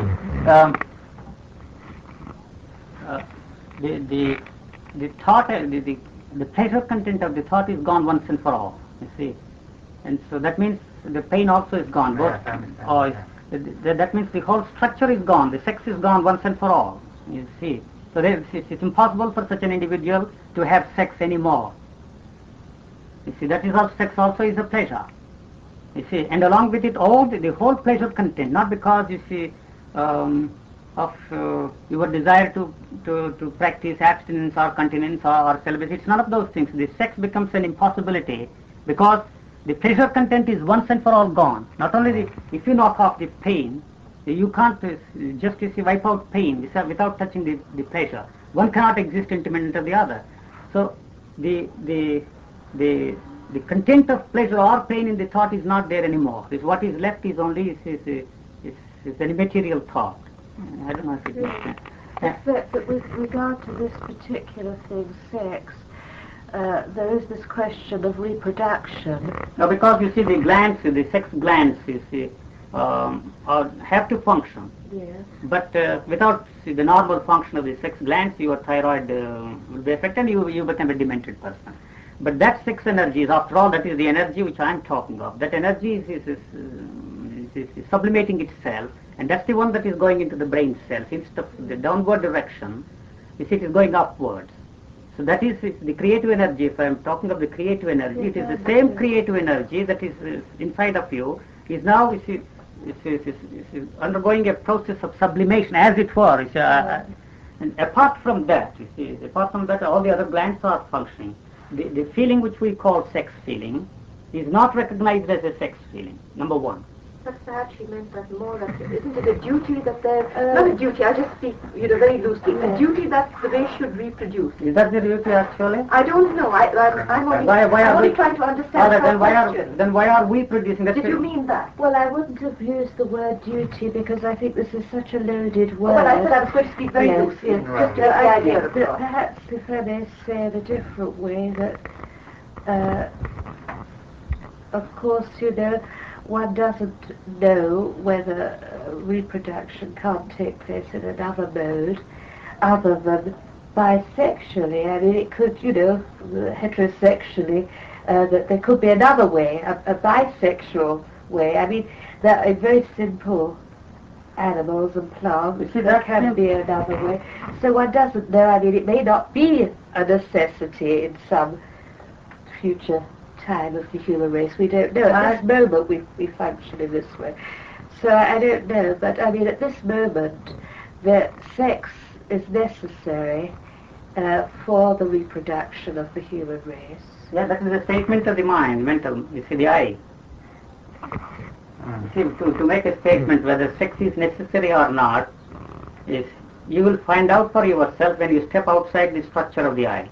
As long as, you see, you're... No, I mean purely on a biological level. Well, what do you know of the biological? Well, this is what I say, we don't know what could happen. I mean, biologically it becomes impossible because, you see, now that the senses are operating in a different way. Let me explain. You see, I hold the hand of this woman. Yes. First, she is not a woman to me. Yes. You see. So I don't name her, excuse me, but this has to... Well, it doesn't matter. I have to deal with this subject, you see. Yes. So this is, first she is not a woman to me, see, and that will upset her, this statement, not that I am making a statement. In order to explain, you see, how this is not a possible thing. First she is not a woman. Yes. You see, there is no difference between, you see, she or the child or the awareness is not there. All right, I hold there is only softness, that there is something, here there is no pleasure content. Yes. There is only a touch, the soft touch and the hard touch. Yes. Not that I feel all the time, you see, there is an awareness that this is a soft, all right. That there is something more than that, you see, more pleasurable than that, you see, to embrace that lady. Is nobody inside of you is suggesting further and further and further. You see, kissing is more pleasurable than you see, embracing a woman. All these, you see, the continuity is not there. This is what I am saying. When once the continuity is knocked off somehow, there is no continuity. Yes. So each time there is, you see, a gap, you see. There is a break here. So that there is the more and more and more of something is gone once and for all. The less and less and less of the other thing also is gone, you see. It is not that everybody who is in the state of one, but somehow, you see, you step out of that structure, since sex is one of the pleasures and an extraordinary pleasure. Then can there be reproduction without any pleasure? That's what I'm saying. That's what I'm suggesting is that is the question of the mind. You see, I ask you, for instance, all right, if you are really interested in the procreation of the generation, and sex is intended for the procreation, why the hell are we producing these birth control pills? Why do we want to stop this birth control? You see, that is the another, you see, the society, this is a social problem. You see, a social problem means a moral problem. Now, you see, the tensions of moral issues are not there anymore inside of me. It doesn't mean that I will, you see, with impunity, you see, commit horrible things. It's impossible for me to do that. You understand? The moral problem, the tensions of the moral problem aren't there anymore inside of me. But you could not have sex. How can I? That's what I mean. You could not. It's impossible. So what you are saying is that there is no reproduction without pleasure. That's not my concern, you see. But it is what you are saying. Huh? But it is what you are saying. If you are asking me a question, what about the continuity of the human race? That may be your question. At the same time, you see, the whole society is now out to stop the population explosion. We are inventing pills. What about that? You see the contradiction, you see, the confusion. And also, you see, these are social... So you're not meeting. Yes, you're just speaking on two different levels. No, I'm trying to... Yes, I understand. It's very interesting, actually. And you see the absurdity of this, but this also, whether to continue the race or not, is also a social problem in a way. You see, if you study the history of the Hindus, the Catholics, the Hindus wanted, you see, always children. And now, you see, the conditions are changing, the economic conditions are changing. For instance, you see, Hitler wanted more and more and more soldiers, and so he encouraged that.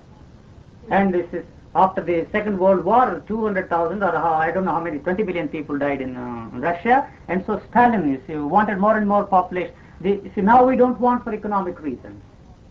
So these are all the problems and the questions of the human mind, you see. You are really saying, why do you want to reproduce the human race? That is, no, I'm not saying anything. You're not? I'm not saying anything. I'm just analyzing the problem for you. For me, you see, all problems, you see, with all pleasure, there is no such thing as pleasure for me anymore. There is an enjoyment, you see. When I eat food, there is an enjoyment. That I call it an enjoyment. This distinction you must understand. The enjoyment because, you see, there is no taste.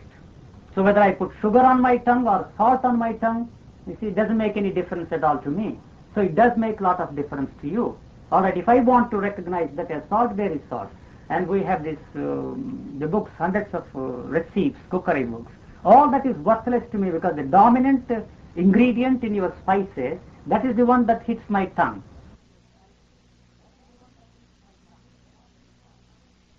You see.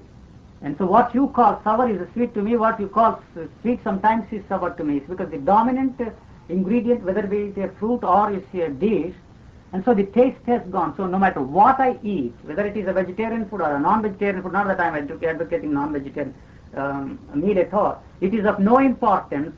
I am not putting ideas into my stomach anymore, whether this is healthy or unhealthy.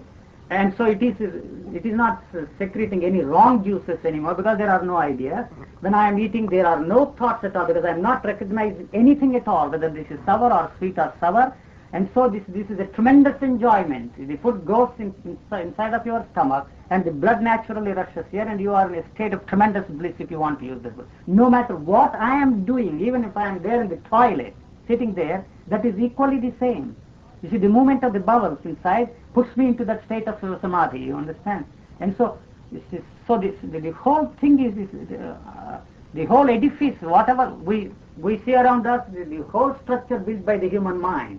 You understand? Everything we have is except the nature's beauty. Everything is the one that has been created by the human mind. And now, the people have to realize, this is the thing which I'm going to point out. The whole structure for centuries has been built on wrong foundations. You see, because this is the creation of the mind. And now, you see, the people are beginning to feel that what we have done so far possibly seems to be wrong. And so, see, the mind cannot play the same part as it has played before. I think we are going off the tangent.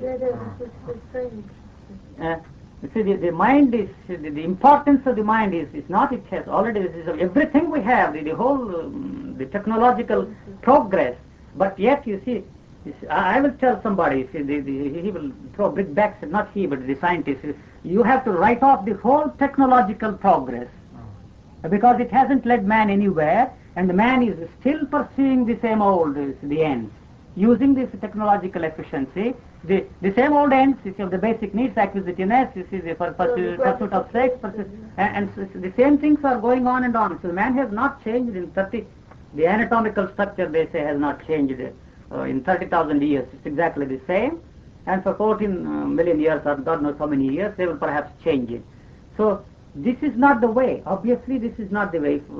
These questions seem to me fall into the area of irrelevance, to put it, you know. Yeah. But they are relevant, you see, to an individual who is concerned with the problem. Yeah.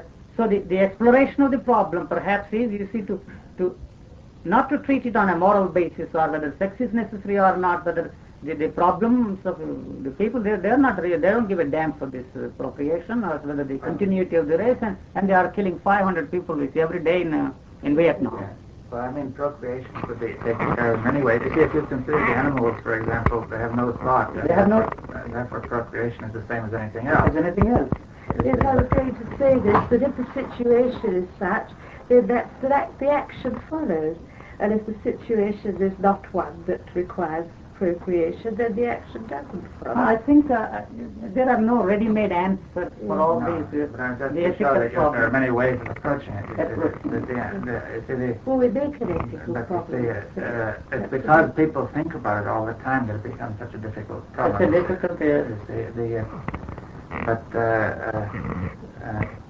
Now, if we come back to this point of the relevancy, see, I'm really interested. Perhaps you'll be able to help me, because I'm groping. If somebody asks me a question, how am I? See, I have come to the point that Krishnamurtian approach is irrelevant to me as far as I'm concerned. It has relevancy, see, to some people. To me, see, like the Newtonian and Einsteinian, there is, you see, the difference, you see. So, I am at the same time, you see, not anxious. I do not want to create the irrelevancy again without creating the same kind of an irrelevant situation. It was an irrelevant thing for me, otherwise I wouldn't have broken away from that, you see. I could see the irrelevance of that to me. So that structure collapsed. But at the same time, I must be alert, you see, not to create. I think I'm bound to create. The moment I try to communicate this, you see, it creates in itself the irrelevancy of the whole thing. The very desire to communicate this. That's the point. I think that there has to be this whole question of language, isn't it? It is not just a question of semantics. No, it is much more than or even linguistic. No, but I meant that language is an action which goes beyond words. You see, as we talk, we have not merely the sound of the words and their content, but also the nonverbal effect. You see, language produces adrenaline, you see, it produces excitement or depression and meaning and so on, you see. So if we consider the whole of language. It's an extension of the whole of our activity, Yes. which is not separate from the nonverbal. There's no separation between the verbal and the nonverbal except in words. That separation is purely verbal because words are also part of our nonverbal action.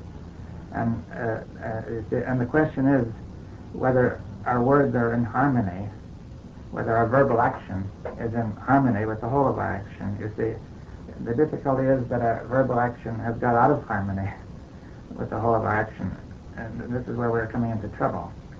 You see, the form of our words, the form of our language, if I distinguish form and content, you see, the content of our language is what we are talking about, and the form is not merely the rules of language, but also the informal form, which is changing every minute, you see, which includes also the situation in which we are sitting around and so on. Now this informal form of language has to be in harmony with the content, Yes. but it gets out of harmony. You see, if somebody shouts, "Be quiet," you see, you have disharmony between the content, which is silence, and the form, which is making a lot of noise, you see. And you see, this is what has been happening in our language, that the form of our language is not as out of harmony with the content, and this creates an irrelevant form of thought, which has all these problems in it. Mm. You see, so if you were to start to make a language, once it began to fix the form, you see, then that form would cease to be in harmony with the content that has to be said, and then it would start up this trouble. So I think once there is this disharmony, it produces that state of troubled thought, which is trying to solve a problem, and which never stops, you see, which builds up. That, you see, the thought takes root, as you put it. When you have a problem, and this problem begins to produce an irrelevant situation inside the brain, which disturbs the brain in some way, and it makes another problem, in which the brain is trying to solve by another thought, and so on.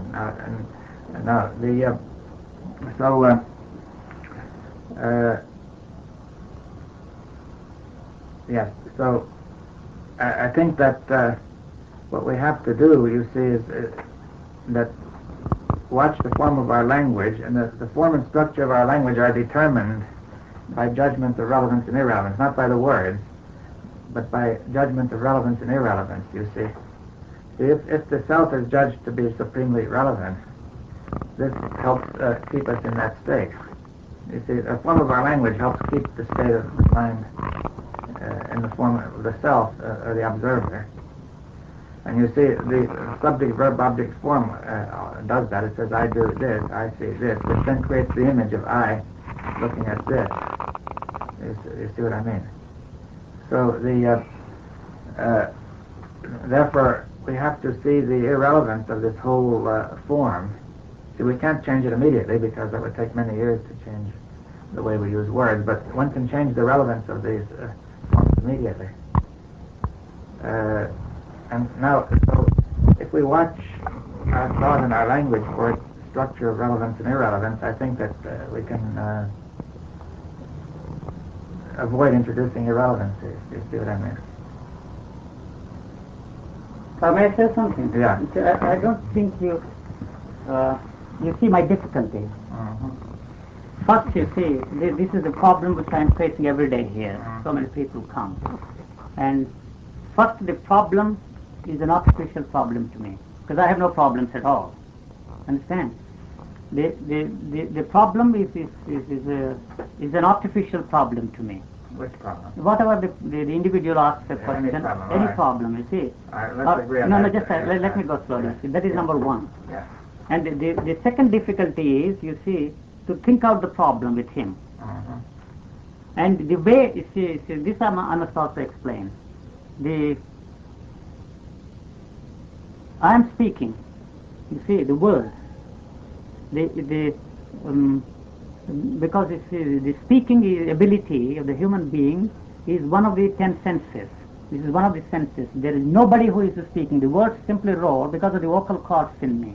So every time I use a word, you see, it's not a conscious effort on my part to use the word. You see, the challenge, and there is a response, not a reaction. There is no reaction.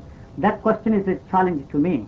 You see, I'm very sexual, what am I going to do? Is an example. Or you see, I want to solve the human problem, the world problem. So that is, why the hell does he want to ask this question? You see, because it is so difficult for him to change, you see, himself.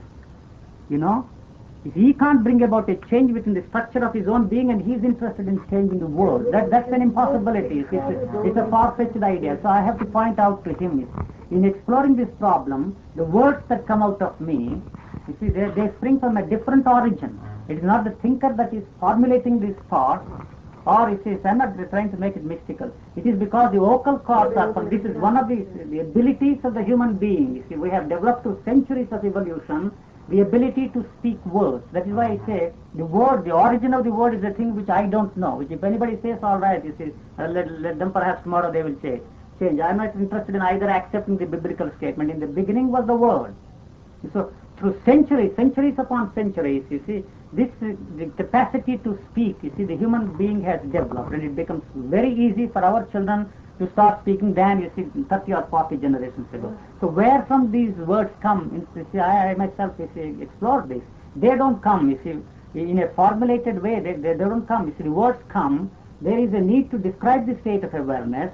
This awareness brings these words out of me. Yeah. The vocal cords are functioning. Yeah. So there is nobody who is formulating these thoughts or reasoning or logical. It has a logic of its own. So you can't come to this point through any logically ascertained premises. So that questioner is discussing this from his rationalistic, from the logical premise. So there is a tremendous difficulty for me to take him along. So this is a spontaneous process. If there is no talking, you see, then there is a silence here. It is nothing. The moment I stop the movement of the lips and the vocal cords to stop functioning, there is nothing here for me. And so these words come in their own way, and they have their own relevancy, they have their own logic, they have their own rationality, they have their own structure, you see. And so the memory, you see, this is like, you see, the press, the newspapers rolling on, you know, the situation demands. So every word I use, you see, he's interpreting it in a wrong way. If I use one word, you see, he's abstracting. There's not only the semantic difficulty, but also there is a communication gap, because every word I use, he is projecting. You see, he's abstracting something and projecting something else. So every word I use, I have to qualify. So this is not what I mean. This is for what you mean. And so this is not what I mean when you use the word. You see, the mind, you see, I have to qualify. Consciousness, I have to qualify. You see, love, I have to qualify. Kindness, I have to qualify. All these words, you see, have a different connotation for them. They are very mischievous words. And so there is a real difficulty for me to carry on an exploration with him, because we seem to be functioning on two different frequencies. You see, to bring these 2 points to a focus seems to be the difficulty to me. You see, it is here, you see, you are using a structure of words which has been built up over thousands of years. And therefore this structure has its own law, which pushes the situation in a certain way, no matter what you want. It's like a machine, you see. It's like a machine, you see. You start the machine, it goes its own way, no matter what you want, right? Yes. So the point is, I'm trying to say we have got to observe this machine, how it works, and see how it can be changed. You see that this machine, in fact, plays a big role in making all of us what we are, you see. You see, we are not different from our language. And and you see, in this language structure, there are all sorts of tacit judgments of relevance which prevent communication. You see, it is necessary for the judgment of relevance to be free and unconditioned in order to allow for communication, you see. But when you say something which doesn't fit in with what I feel to be relevant, then either I ignore it or I change it so that it fits, right? You see, so therefore, see, one of the things is that one has to be aware of how one's judgment is being controlled by this machine, you see. And now another point that, you see, it may be significant, you see, when we use words like kindness or fear or confusion or so on, they create difficulties of communication, because, you see, kindness is a description. You see, if I describe this object, then I describe it from perception. It comes from perception into the word, as you were just describing. And therefore, we can have a meaning to talk about it. But see, if I describe kindness, there's nothing to look at, Therefore, apparently I'm looking at kindness, but this kindness is merely the projection in the imagination of the description. So when we use these abstract words, you see, the description is the described, and that gets in the way of communication, because you see, if I use the word kindness, anybody uses the word kindness, and the other person sees an image inside him, which he takes to be the meaning of kindness, and therefore the whole thing goes wrong, you see, that because those particular, it's like a drama you can watch on a television, and you get various feelings. So as we use words, we get similar dramatized feelings, you see. Now, it's necessary to be aware that this sort of thing can happen with our language, and that we can continually ask questions which will lead us to change the structure of this language. You see, the purpose of the question is not to answer the question, but rather to call attention to something which will change, you see, when you see it. And the point is, you see, you can ask, for example, see, is it possible, what does it mean to talk about a theory or to talk about kindness? You see, a theory is not an object of discourse, nor is kindness an object of discourse, you see, as this can be an object of discourse. See, as you try to talk about kindness, what is happening is that this duality is being introduced, because there's a description which then appears as the described in the imagination.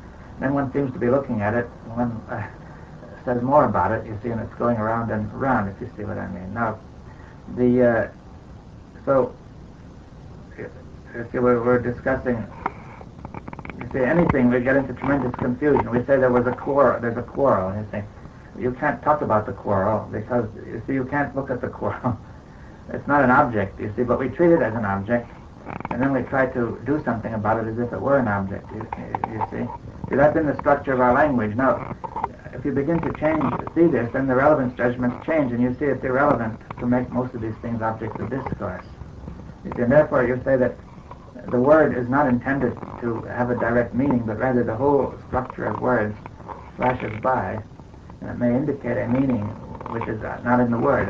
You see, that the difficulty is that we hold these words in their meaning.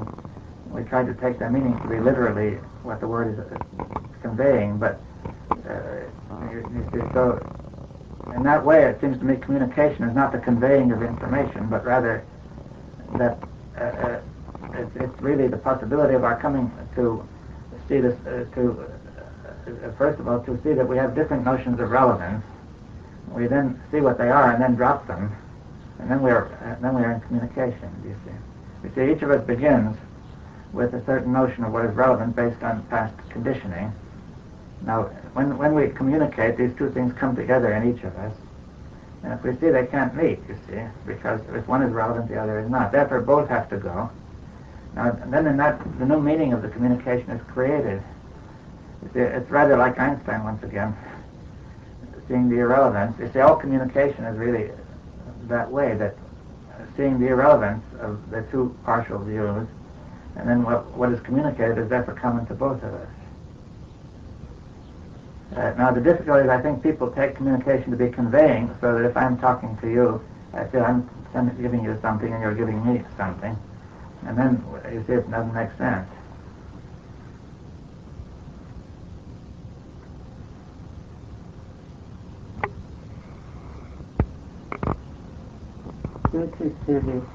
What? The word is not a value judgment to me. No. But to him, you see, every word is... I understand that, but then one has to communicate the irrelevance. I see the difficulty, you see, of him to follow, you know. I'm not going to give any answer, you see, to him at all. He has to find out that there is no answer to that question at all. You see, that is all. There are no answers at all. And so in this process of exploration, we seem to be going, you see... I understand that. I see. Different direction. That seems to be the difficulty for me, you know, this... sometimes you see, I feel it's not that, you see, that is what he's saying is relevant to him. No, but to me, I don't even call that irrelevant, because he cannot but, you see, operate, you see, he operates in the field, the structure of his own thinking. You see, I find myself outside the structure of thinking, because the words, you see, are different, you see. You say that, if I may bring something else up, that it may or may not be relevant, but You see, you are expressing, although you say what Krishnaji says has no meaning for you anymore, I can understand why you say this, but you see, this difficulty, if I may use the word, that you have just expressed in trying to communicate with Mr. X is exactly the one that Krishnaji is having, which he has always had. You understand? I mean, this may be just an irrelevant aside because it doesn't bear any real relation on what we're talking. We're now concerned with the communication which is taking place at this moment.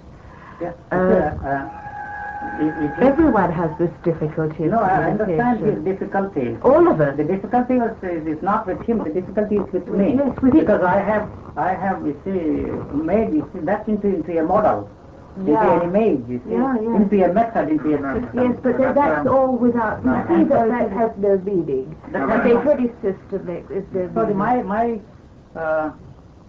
interest now is to avoid that kind of a thing.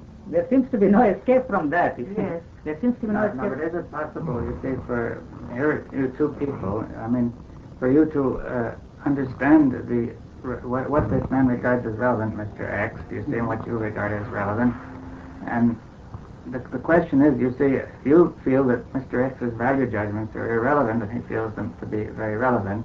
Now, the point that has to be communicated is the irrelevance of value judgments. You see, that we have been conditioned by the use of language to make value judgments and regard them as very relevant. Do you think it's only language which has conditions? Oh yes, I mean it's entirely word. Almost entirely word. Yes, you said. Well, by word, I think that both these people would say it's not just the word; it's the symbol and everything. I mean, is it's the the whole word. informal way of using words, not the word, but for example, the tone in which it's used. You see, to the little baby, the mother says, "Don't do it; it's bad."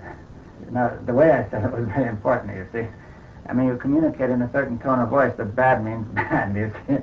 Or if you say you're a bad boy. You're a bad boy. You can it say fixes the entity. See, I remember there's a dog a friend of mine used to have, and he used to say you're a bad dog, and he would hang his head in shame. And he would say you're a good dog, and he would lift up his head and be very happy.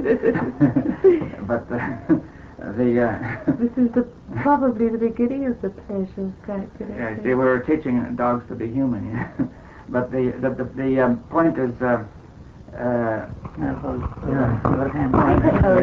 Really.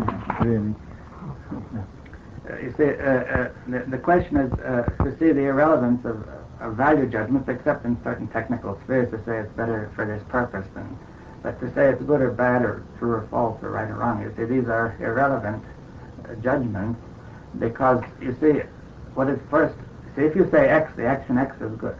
See, to be good, let's try to take a typical value judgment. You say, I don't like this, it's bad. But you see, or else you may say, I do like it, it's good, you see. There was an example we were discussing today, which was, influence, you see. Now you may say, we are trained by the way use of language to be very easily influenced, you see, because we listen to somebody and just accept his words as true, because that's the easiest way to get along with people. Or we may resist that influence and say, I don't want that influence, I won't believe it, right? But you see, both those judgments are irrelevant. I say either the judgment to allow myself to be influenced, because that makes life easier, or else because I hope I'll gain something. This fellow knows, perhaps you know something, and if you influence me, I will profit from it. Or perhaps I must resist your influence, you see. That's the way you think. So I say, my value judgment may either be, I want to be influenced by good influences, or I want to resist bad influences, do you see. But I say both those judgments are irrelevant, because, you see, as soon as because most words that people say are irrelevant, you see. Almost anything that is said is likely to be not very relevant. So that if I raise the issue of resisting it, I'm giving it relevance, do you see. And therefore I'm doing the same as if I accept it. You see, when I resist influence, I'm doing the same as when I accept influence. I'm being influenced. You see. So therefore, if I see the irrelevance of most of what is said, and I watch for the relevance of what is said, that's no longer influence anymore. You see, I see that X said something that is relevant, so he didn't influence me. You see, but if I say most of what he said happens to be irrelevant, I don't resist it and I don't accept it. I just say, It's it's irrelevant. You see, I don't even say it. I mean, it's perceived as irrelevant. Now, in the same way, you see, all moral judgments are irrelevant because what is relevant is for people to understand each other and communicate. You see, if somebody does something wrong, say to hit him or kill him or something is irrelevant because he does it wrong for very complex reasons, which are common to me as well as to him, if you see what I mean. That the reasons which may make him do that thing are very similar to the reasons which make me do whatever I do. And if I condemn that as wrong, it's the same as condemning myself as wrong. So I say it's irrelevant to condemn somebody as wrong because it really won't get you anywhere. You see, if you punish evil, it will only cause the flourishing of evil. I feel that words and language have only channeled something which is there. Well, that's how do you know? After all, the symbol, the flag, well, it's a symbol. Until it is imbued with feeling. No, how do you... It's not a symbol, it's nothing. But it's a very mechanical way of imbuing symbols with feelings. You see, for example, you can get all the children to repeat that they love the flag, or you can put the flag there under conditions which are very exciting, tell exciting stories about it, associate it. You see, if you expose the flag to a child who had never seen a flag or never talked about it, it would have no effect. You see, so the language, what I take to be the language is the informal situation with which words are used as well as the rules, you see. That people use certain words in certain informal situations, saying my country is very important, we depend on each other, and so on. You see, all sorts of things are brought together so that words always produce emotions. You see, for example, if somebody calls Mr. X an idiot, Mr. X is full of emotion, you see. It's the same as a slap in the face. Now, why does the word idiot disturb Mr. X? You see, either he is an idiot or he's not. If he is an idiot, you're only telling him the truth. If he's not, then it's irrelevant. You see. No, but I meant you could call him a fool or a wicked person, you see, or saying you did wrong, you see. But that's it. It taps, the word, as it were, taps the stream. The stream is there. No, I think the word shapes the stream, you see. That's the way I feel, that the word puts a shape onto the... See, the stream might have many forms, but it seems to me the word puts a shape onto the stream so that it makes it anger or violence or fear or pleasure or something, you see. You see, by using words skillfully, you can create a state of pleasure and comfort and security in anybody. Or by using words equally skillfully, you can get them very worried and frightened, you see. Certainly you can shape your material, but the material is there, you know. It is... what is this It is, as it were, looking. It is looking for the outlet. Well, what is and language and symbolism and all the rest are outlets for it. Well, that's the verbal statement. Do you see? I mean, that in itself is a statement which is we may be conditioned by language to believe. No, this is what I know, but what I'm suggesting. You see, the question is, here's a problem of communication, which you might find interesting to watch. You see, the point is we are not communicating. Do you see? Because I have one criteria of relevance, you have another. You see, we cannot meet. So you see, what are we going to do? You see, no matter how long we talk, we're not going to meet.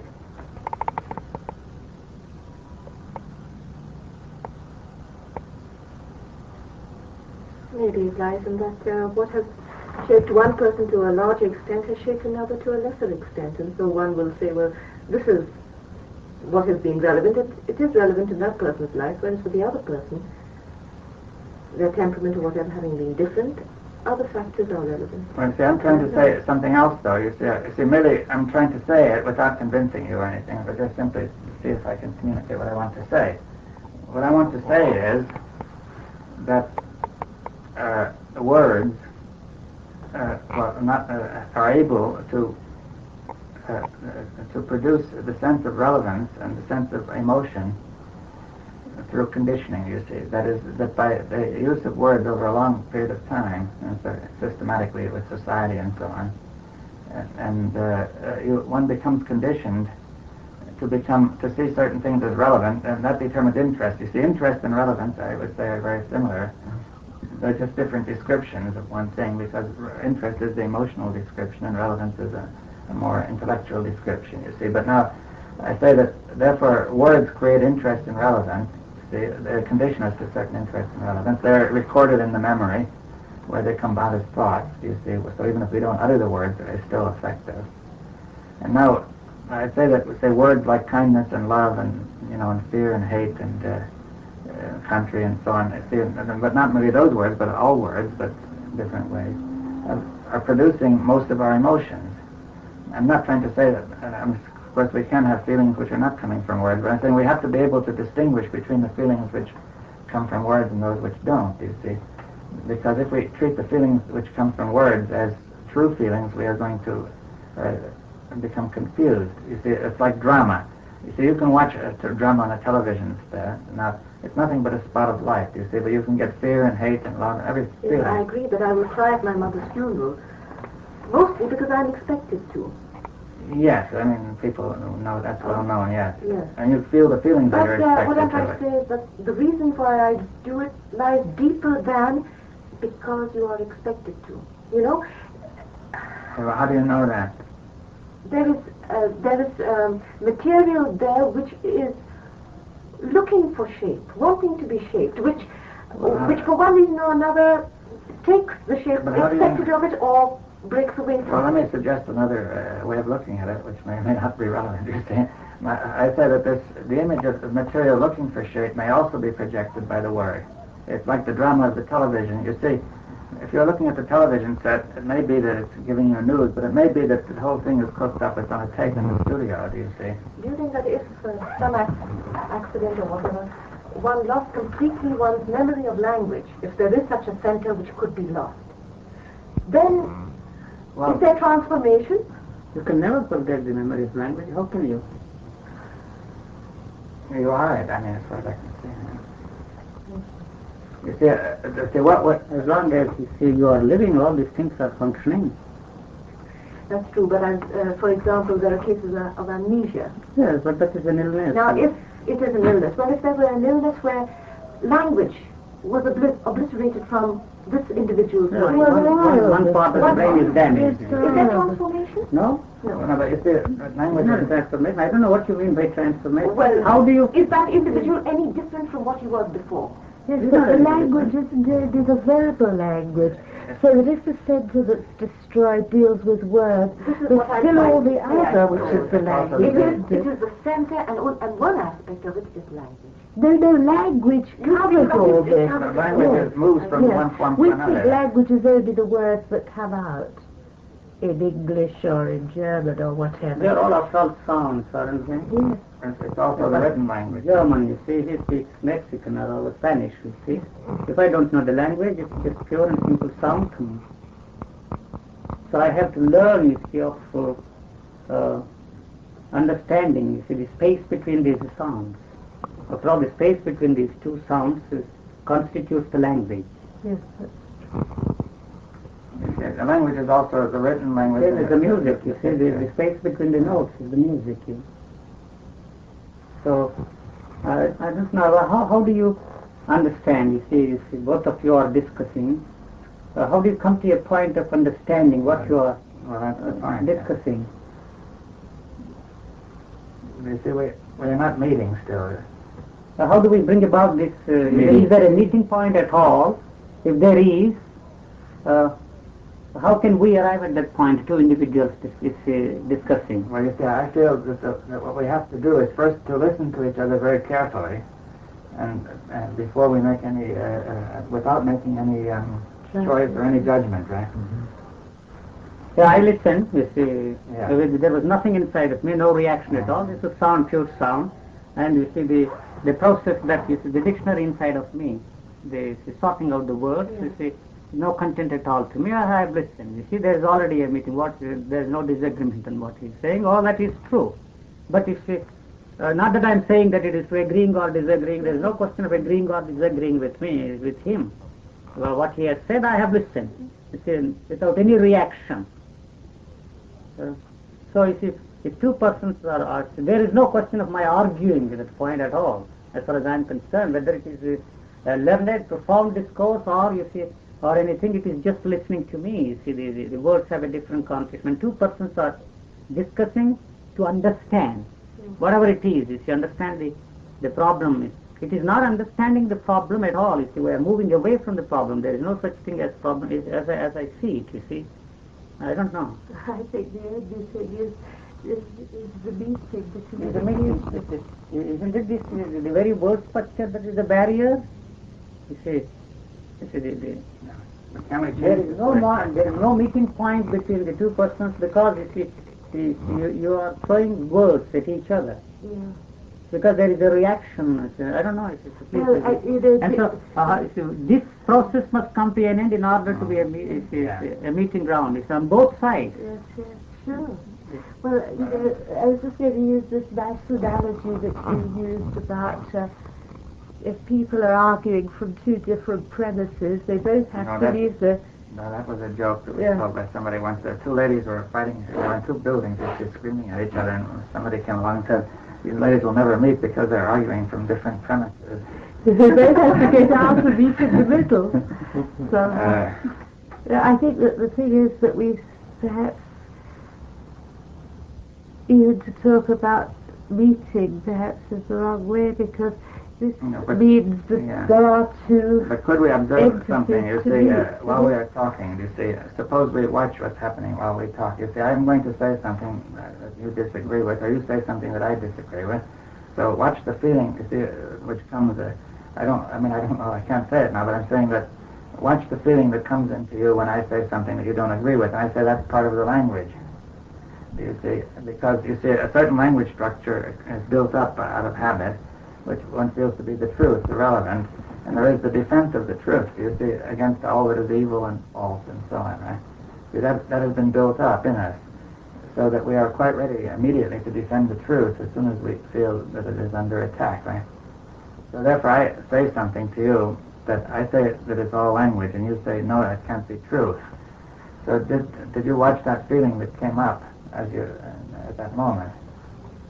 You see, now that feeling floods the brain, and it gets it very excited. And so one isn't quite clear on one's judgments. You see, one is not clear in perception. And now, therefore, your answer to me is not clear. Yeah, I saw you see this, touch this here, the expansion of the ligaments here, you feel it. Yeah. So if you're listening without reacting, there was a physical response to that sound. Yeah. You know, when he yeah. You see here, you see that? How I react, you see, this is not a reaction, but this is a response to the sound. So I was just listening, it was pure music, I don't call it music, it's a pure sound, you see. I didn't even know what he was saying. Even the dictionary process was not there inside of me. So I was listening with very great interest every word, as if I'm swallowing every word, but no swallowing, nothing, you see. The flow of words and the movement, you see. So as long as there is a reaction, there isn't going to be any agreement between two persons. Sure. So you see, that flow of language could produce in me a response, which is not a mental response, but a physical response. You see, the whole body was responding to the sound. So not a language, whether it is spoken German, English, or Italian, or Spanish, it is of no importance to an individual who wants to understand, you know. Yeah. If there is any answer to be given to that, it's immediately the memory supplies the answer. Well, that's rather interesting because you could listen, say, to a language you don't know, and you get you get what, if someone speaks in anger, you get You get that feeling, you see, that's part of the language. The swell. The anger is not really in the tone, but in the way you twist words in a slight way, in a clever way. If you want to insult somebody, have a slight twist. There is an immediate understanding. It feels like that, you see. And so as long as you are reacting, there is no agreement at all between two persons. There isn't going to be, you can argue to the end of the doomsday. So, but this is somehow, you see, this has to be discovered by the individuals. I don't know if I... Well, yes, for instance, sometimes I look at my two little children playing. Sometimes my little boy wants all the cars that he has. And the little girl wants one of the cars, for instance. And begins a complication there, you know. She wants something and he doesn't want to give her anything. So at a certain moment it seems that both forget the desire. And at the moment that they forget the desire, they arrive to a complete communication, and the situation is changed in a very nice way. But if they stay in that position, they are never going to arrive. It's just until the moment that they they change completely, and everything flies, everything disappears. And I think it's just what we were trying to say. No? Yes. It's our condition. For instance, I remember I was in a party once in New York, and in Argentina, it was an Argentinian woman there, and there was Mexican people there too. And we were sitting something called cajeta. Cajeta in Mexico is a sweet made by sugar and milk. And cajeta in Buenos Aires means the sexual part of the woman. Mm-hmm. So we was eating there, and at the end it was this kind of sweet there, you know, and somebody says, "Please give me the cajeta." And the Argentinian woman became red immediately, completely red. She was a very, very elegant woman, you know, this kind of social people.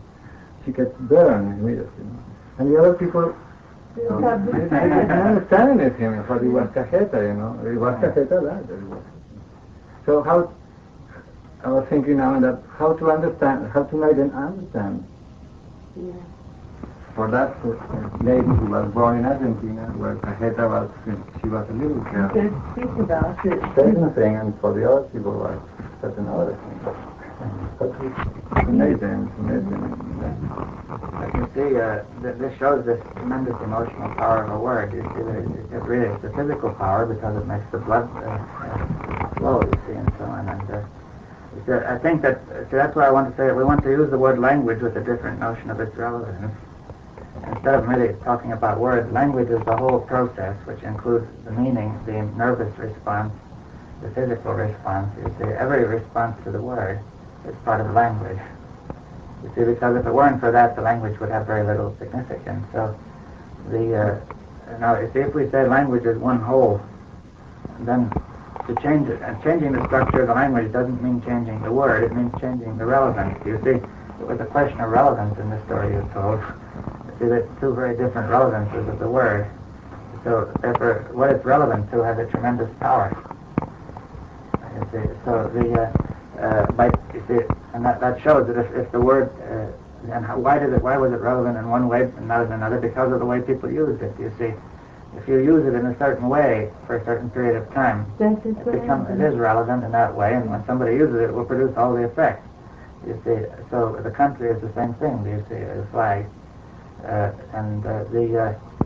because you see, the flag is merely a substitute for the word. You see, it's a kind of word symbol, just like the printed word. And now, so, and I say that, you see, the in science, fundamental progress comes by seeing the irrelevance of certain notions, you see, like in Einstein. Now, I think similarly, you see, in communication, the essential point is to see the irrelevance of older notions, which means they drop away, and then the mind is able immediately to see the fact. You see, what stops us from seeing this fact or understanding it is all these other notions that are irrelevant, and they are defended. You see, the brain gets flooded with, in your case, even the face was flooded with blood, but in milder cases, the brain still gets blood in there. When you say something that there seems to be an attack on what one regards as true or right or good, you see.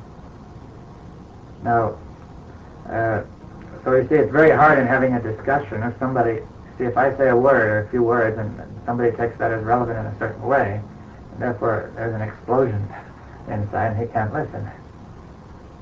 You see, or else the explosion is covered up and you see, the person just freezes. You see, another response is to freeze and not listen. You see, to push it aside and say it doesn't mean anything, that's nonsense. Of course, for instance, if somebody talks about totality, if somebody living in a very quiet place, in a very quiet city, and doesn't know anything about totality, when you talk about totality, you have living in a brutal country, in a brutal situation, your reaction is completely different as soon as you have the word brutality, no? So your reaction is not going to be the same that somebody who has living in a very, very quiet life, no? to talk about hungry, if you have never had the possibility to have it. Yes. How can you talk about hungry with somebody who is hungry? I think it's the base problem between a rich man and a poor person.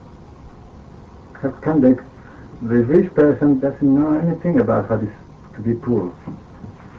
Many do. Well, many do, but many doesn't know.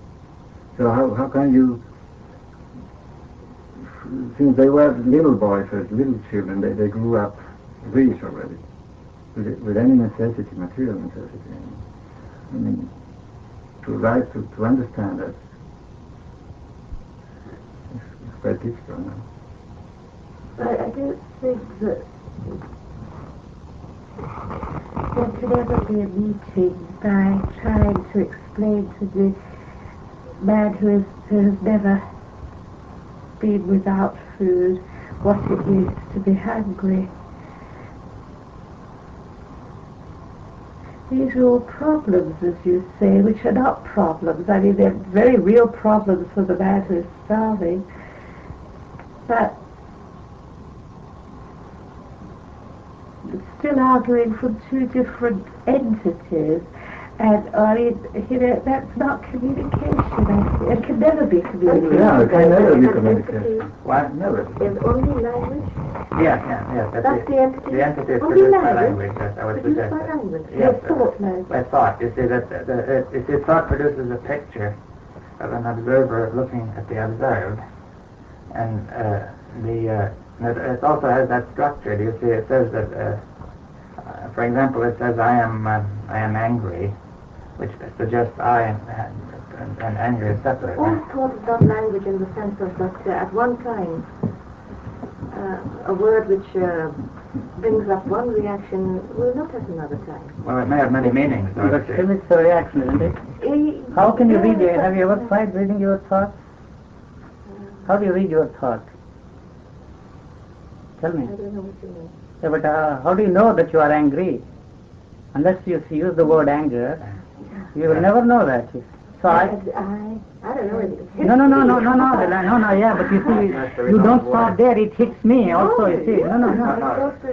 Let's go over that slowly. It hits you, but you see, the moment it hits you, you have used the word, the language has come in there. Otherwise it wouldn't have affected you at all. It has a bodily reaction, and it's disposed of there, you see, what finished, you see, burnt there. And that burning has a tremendous experience, you see. So the language is a very important thing. You can't think without these words at all. There's no thinking process without words. So the thought must be there. The thought never disappears. Don't think that you will be a thoughtless person should such a thing happen. This is like spoon. You see, if there is a use for it, you use it. If there is no use, it just sits there for years and years and years. Every object is everything is spoon, is cup, saucer. They are just there. Yeah, I'm sorry. No, it's fine. No, I want to say, if you watch this point carefully, you'll see something. You see that one reacts. They say if somebody steps on your toe or says a word that's like a slap in the face, you see there is a reaction. And now, you see, the point is that one describes this reaction either by words or by thinking. I am angry. Now that description is the described. You see, it's the same as the drama. If we were to read a drama here, we could produce all the feelings, you see, by this drama. Here, you could produce anger, hatred, fear, kindness, and so on, you see. And now, so the minute that description comes in, I am angry, you see, then there appear those feelings of anger from the memory, you see, along with the feeling that I am back here looking at them and trying to control them. There's also the notion I should control them and so on, do you think? And then there's this, therefore, what you can see is that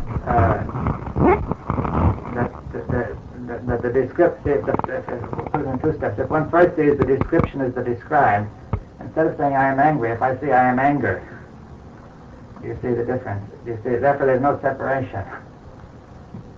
You see, because if I am angry, it would make sense to try to stop being angry. You see, if I am anger, it means something else.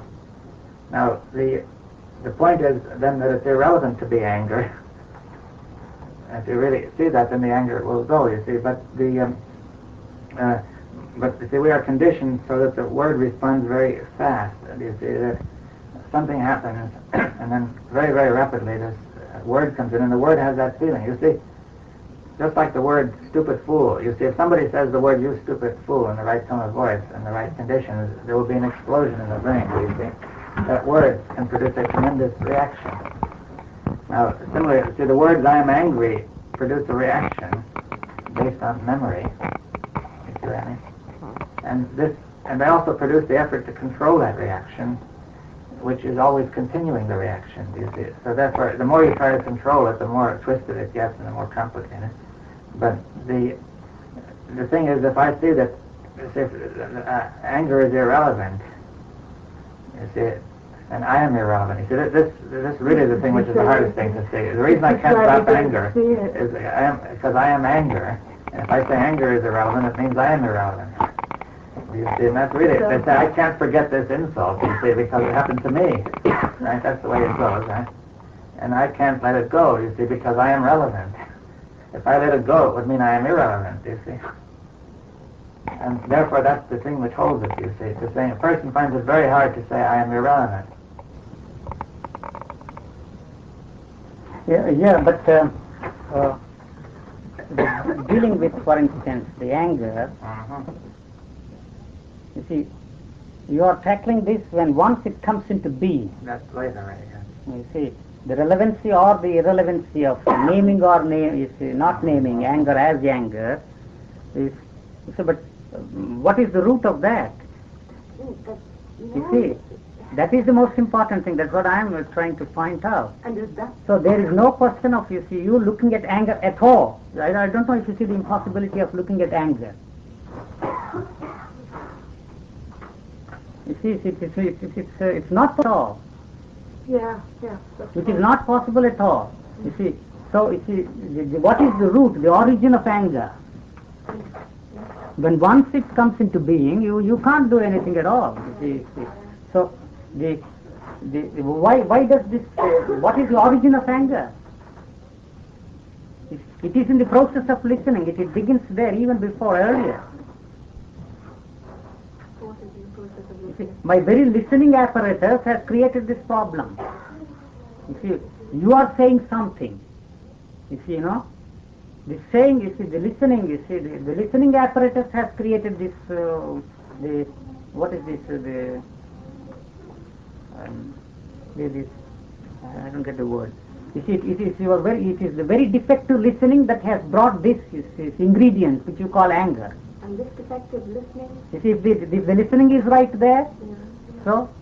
But the defective listening comes from where? Based on the whole source, you see. So you have to go down and down and down and down, and you can never, you see, deal with these the fragmentary and truncated aspects of our thinking process. I don't know. You see, there seems to be a difficulty here.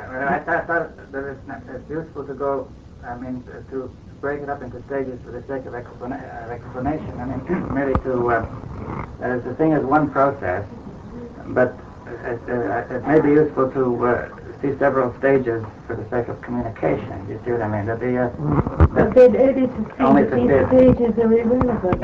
Actually, everything one says will be irrelevant except that it will communicate something else. You see.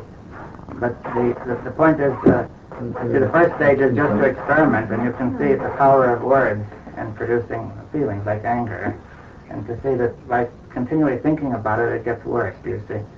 That's one thing that sort of. See, if you actually see that, I see that by thinking about anger, it gets worse, and I try to control it. What? You can't. No, but I see that.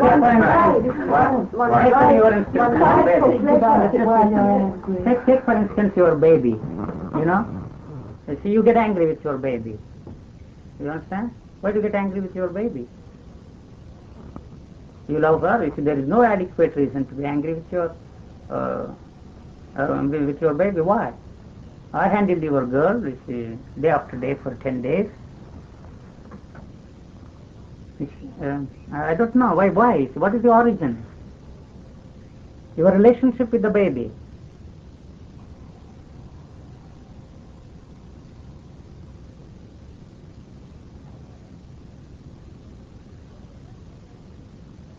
What I am trying to point out is the breakup of the whole thinking process into its anatomical detail. Is it going to lead to the source? I see what you are trying to do. I'm saying that let's say there's something which we call anger. I think that we have to have a discernment of a certain difference. If there's something called anger which is not anger. You see, the word, when we use the word to say that something is anger, it already is the effect of the word. You see, that there's something which, say, when a man says he is angry, and he says, I'm trying to control it. You see. I know, but he calls it anger. You see, that's the first. But why does anger come into being at all? Yes, it came further back. But I'm saying that first of all, he continues this anger by calling it anger. Do you see? All right. You see, no, that is the naming process. You see, it's the same. So why does it originate at all? How does it originate? I mean, do we know anything about what originates? Yes, if you go into this problem of, you see, how the thought originates. Yeah, but that's what when you are there, you see, I don't know. You see, by following this, you see, this is the fundamental difficulty. You see, there is a technique. This is a technique, you know, or a method, or a model, or an image, which we hope to cross over the difficulty by following this. I think that by if one thinks of it as a method, then this is going to be just adding more. I think if one could see, perhaps, that this whole way is not the way, you know, by following some sort of thought process, then suddenly at a certain point something else may happen, because you see that this whole process is irrelevant. Yes, you see.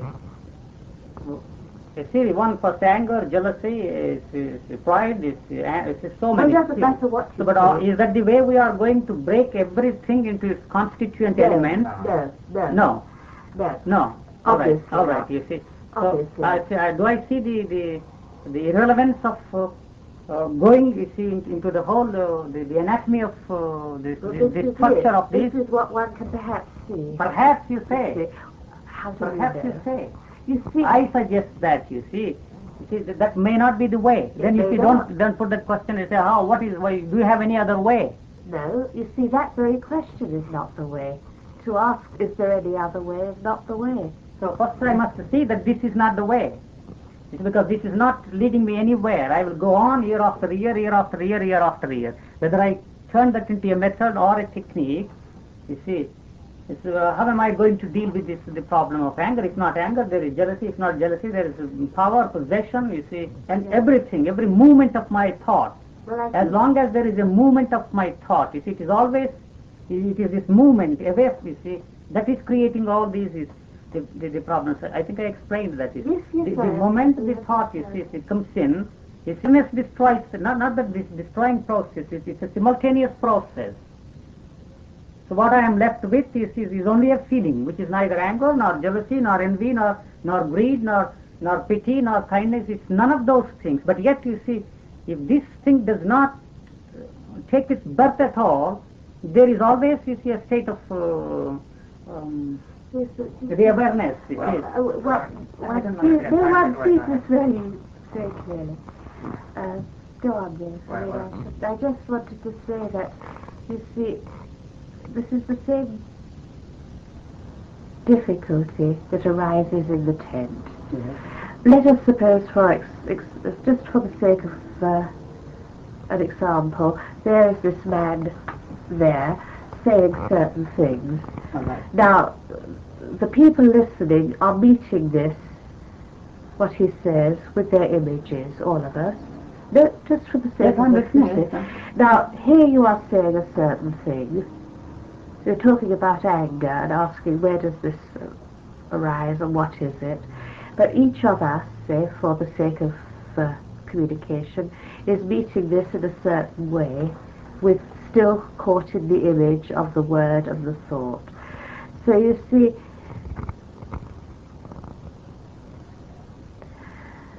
you say that this fragmentary approach is not the way. But I, for instance, say, yes, I can see that this is not the way. Then tell me a way.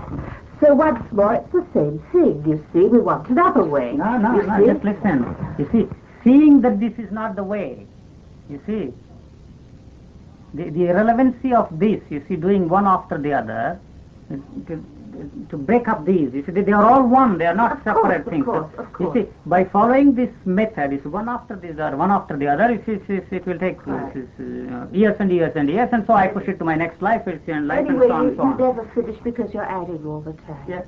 So this is, perhaps seeing this, you see, the irrelevancy of this kind of a Well, business. this is what David's trying to do. You see, there are these two different approaches. There is the approach... They're not too different. They're not two different approaches. No, but I'm only trying to say what is the language for discussing this irrelevancy. You see, the point is that I say that it seems to me the difficulty in thought comes in the following. The thought begins to make a description of its own, whatever it's doing, and this description is separated from the described. You see, this is the observer and the observed. See, when the observer and the observed come to the thought, then the thought doesn't die, awareness doesn't get rid of it, but it keeps on going. You see, that's, as I say, the difficulty. Now, why does it keep on going? You see, because let's suppose something happens for an unknown reason. We have some thought. Thought starts to come in to try to look at this thought, to make a description of it, to say what is it so I can deal with it. And if it describes it, say, as anger, then the description made by the second thought is added. It comes in to confuse the issue because it comes from the memory, you see, as some structure. And now the problem has changed because, the situation has changed because now the situation is that we are faced with a thought which is describing anger and which is actually the same as the description, but there's another thought which says that the two are different, that there's an observer who is doing the describing and that the anger is observed, you see, and therefore it seems to be like the chair or the table. See, the table is something that I can get up to and change if I want to. It's an object. So in the same way, I'm treating my anger as an object, you see.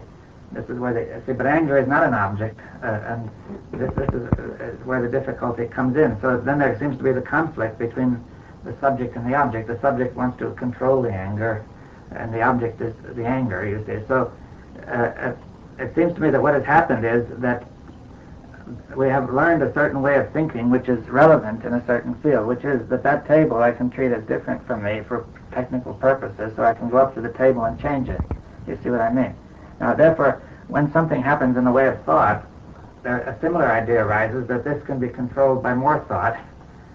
So more thought comes in to try to make it better. And this comes by our training. The children, when they show emotions, their parents tell them to control them. You see, if they don't do this, don't be a bad boy, and so on. So you see, very early we learn to make this separation between the description and the described. You see, the boy says, I am a bad boy, but I want to be a good boy. So therefore those words create this impression that there are two. The good boy is trying to overcome the bad boy, you see. So and therefore this drama is going on inside of the good boy fighting the bad boy. And the bad boy may win, and so on, you see. Now, so I say that you have something to communicate, and we are trying to find a language. See, the purpose of this language is not analysis. It is not a technique or to analyze the difficulty and make a technique, but rather it's to make a description and to say the description is not the described, you see, but the description may be relevant, but one must perceive where it's relevant. You see, if I say I describe the mountain, you see, the description is not the mountain, but it is necessary to perceive the mountain directly. After the description calls your attention to the mountain, but then after that the description is dropped if it's not necessary. So we don't drop the description. You see, so I say the purpose of communication of language is not to convey what you have over here to me, but rather if we can find a description which will be relevant for what you want to, for this topic of discussion, it will be relevant to all of us, you see. If it's relevant to you, then it will be relevant to all of us, and we would all see what you're talking about. Then we would drop the description at that very moment, and then we would see what would happen. Do you see what this is the question, to discover a language which will do it. Yeah, but why do I make that into an object and then manipulate with it? Which this? No, the anger. I'd say because of habit. Because I've been trained. No. It's not because of habit. Well, I've been trained to try to be better. You see, to try to. Well, why does it split itself first? It's into two. I think that's because of the way we are using thought. You see, we are using a form of thought which makes No. If the separation is not there, it burns you. Yes, but if it burns you, you see, so the whole structure is collapsing there. Yeah, but an irrelevant form of thought comes in to create the separation. That is, you see, no, that is still relevant. Well, it's Right. self-protecting itself. Yes, as long as the self-protection is there, it divides. You see, it separates the object. But self-protection is irrelevant beyond a certain point. You see, there may be the notion of protecting the body, you see, which is instinctive, and thought comes in to express that or formulate it by saying, I am protecting myself. But that thought has a bigger meaning, a greater meaning, because it also means I must protect myself mentally. It seems to me that they are prepared to abandon irrelevancies only when we have something relevant in hand. Well, that's is that relevant? But that's an irrelevant Yes, approach. but this is the way we just go on. We're trained for that way. We're trained that way. But you see, there are some people that don't go on. I mean, Not Is there any other way? Not Is there any because- other way? Not a because way is No, is there any other way other than, you see, the process that which we have been doing through centuries? you see, I think to ask Is there any other way? I think to ask that very question is the wrong question. Why? Because the reaction or the response to that question is to... No, I'm not asking that question. No, I am just saying Yes. what happens to me, say, when this question is posed. Is there any other way? Yes. Then the mind, thought comes in to look for a way, you see, because the habit or language or whatever this is searching for a way the whole time. It sees this is not the way and that's not the way, but it can't stop. All right. At this moment, it doesn't stop and say, well, all right, I don't know whether there's a way. Perhaps there's no way. No, it will never stop because it's a dialectical thinking about thinking itself.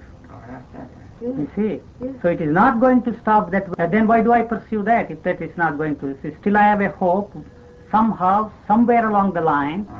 You see? I hope. You see, so I go on and on and on and on. You see, this I think is a clarity of thought. You see, you are clarifying thought more and more and more. At the same time, you see, the process is sharpening the whole business and making it more and more difficult. I don't know. No, it communicates very well. See, doesn't it make it more and more difficult? Yes. So then what am I going to do? You see, it's the dialectical thinking about thinking itself, you see. And then we go into the phrases and the phrase structure and the origin of the words and date back, you see, and so on and on and on, and the linguistic analysis, and it leads us nowhere. But can we put that question, what am I going to do, in a different way, which perhaps doesn't call forth the response? Perhaps instead of saying, what am I going to do, can one say, is there anything to be done? I mean, I don't know. This is a question I've asked myself in the tent. And it seems to present a different... It opens... You see, instead of it being a closed thing of what am I going to do, always I, which is a line, in one line, I doing this, I doing, you know. Perhaps it's a more open question which opens up, you know, is there anything at all to be done? I mean, you know, that one could consider Do I this. stop there? I don't know. Perhaps one just stops for a while. I understand, you see, I understand the very fallacy of putting that question. But at the same time, who is putting this question? Is there any relevancy of this to this question or not? I don't know what to call you. What do I call you? You call U.G. case already. U.G, I think, you see, this is one of the things that happens with Krishnamurti. We have picked up all the... No, not that. That's what I wanted to say. That's not what I wanted to say. I'm not saying it in a derogatory sense, please. You see, that's not what I wanted to say. It has become part of our thinking. But that's it has become part of our experience. Yeah. And so, you see, it has become impossible for us, you see, to go beyond this, this process of thinking. Yes, but this isn't what I wanted to say with the connection, is that I think you are going too fast. When you say, do we stop there, as though you're expecting me to move, maybe for a while one has to stop there, just there, and see what happens. But you have to stop it. You see, you are moving away. This is true. If it were possible for you to stop at least with that question and not go into that, is it not why have I put this question, who has put this question, that seems to me irrelevant. All right, having committed, you see, the series of irrelevancies, I have come to this point of putting at least a so-called relevant question to myself. So, is it relevant? Is it a relevant? I don't know, let's call it relevant or irrelevant. All questions are irrelevant, you see, to me, as long as there is a questioner. But you see, this is what one has to see. When I ask, where do I begin? Somewhere I must... question relevant? No, but as long as the questioner is there, all questions are relevant to you and they are irrelevant to me, and so we go on. What you call relevant is irrelevant to me, what I call is irrelevant. As long as there is a questioner, you see, the questioner, the very presence of the very questioning process is irrelevant. You see, all right, you see, the question somehow has arisen in me. The question somehow has formulated itself inside of me. The questioner is there. And if I can possibly stop with that question, one question only, you see, formulate this question, the fundamental question, and any attempt on my part to move away, you see, the whole process of going into the question or trying to break through the relevancies or otherwise of this question, maybe, you see, I see the impossibility of staying with this question, because there is bound to be a moment. There is bound to be a movement away from the question. Because no, you see, that is bringing the questioner to an end. Yeah. That is the death, you see. That's the one question we won't question. The question that means the death, you see, the ending of the whole structure inside you collapses. Yeah. And so I have to go into it and try to go. Why is the very question is a fallacy, and so I'm moving away. I don't know. What am I to do? See the hopelessness. You see, it is so hopeless. The whole situation is such a desperate thing. But you see, to do anything, if you call it a despair, and you can create an existentialist philosophy. You see, and tremendous structure of thinking. But what am I to do? Well, what am I to do about this? What am I to do about this? You see. Now the question is bound to be there. You see, the question is bound to be there because the questioner is there.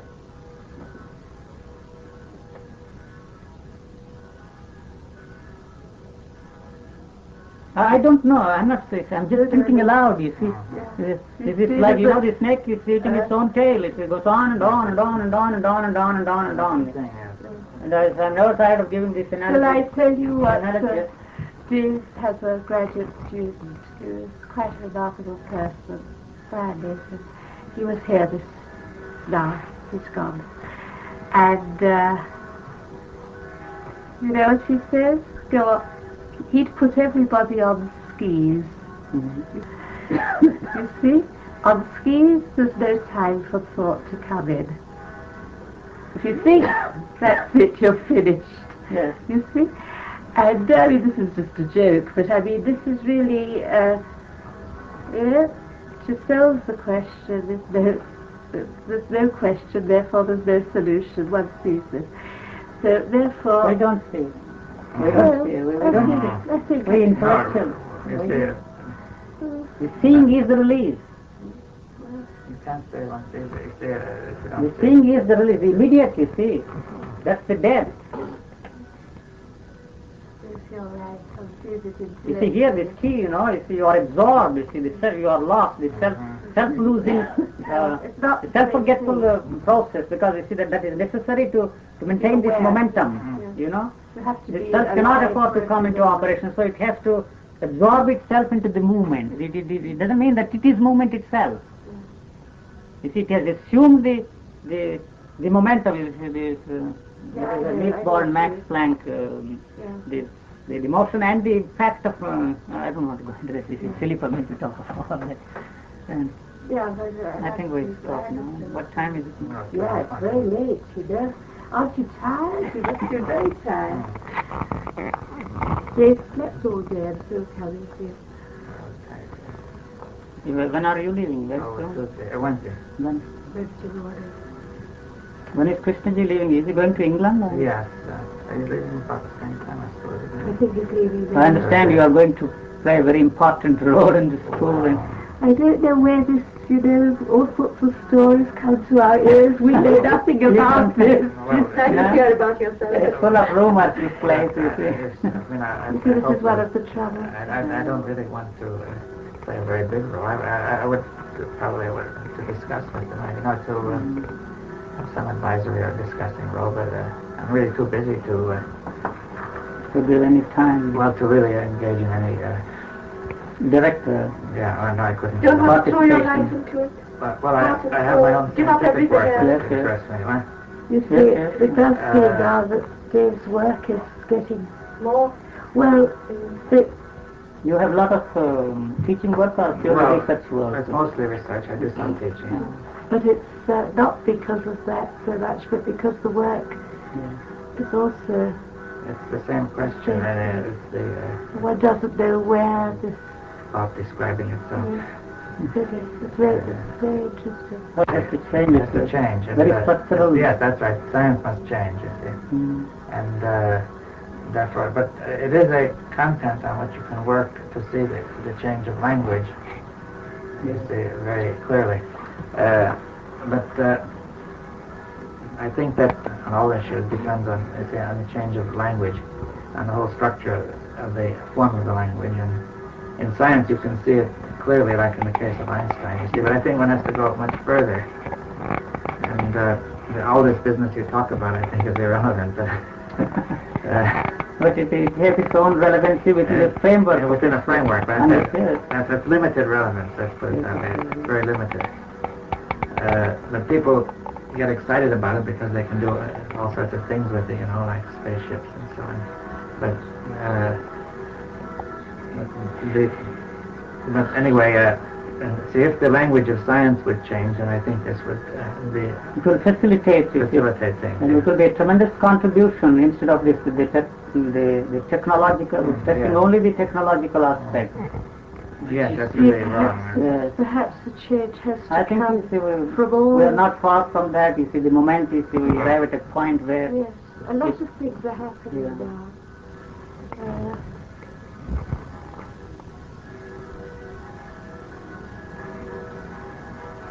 Really, to stress any one side is making a thing out of it, isn't it?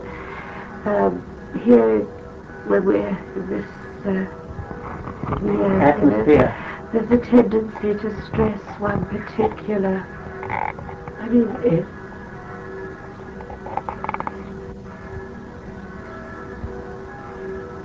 well, they were talking about it because there are no words and it's not even necessary.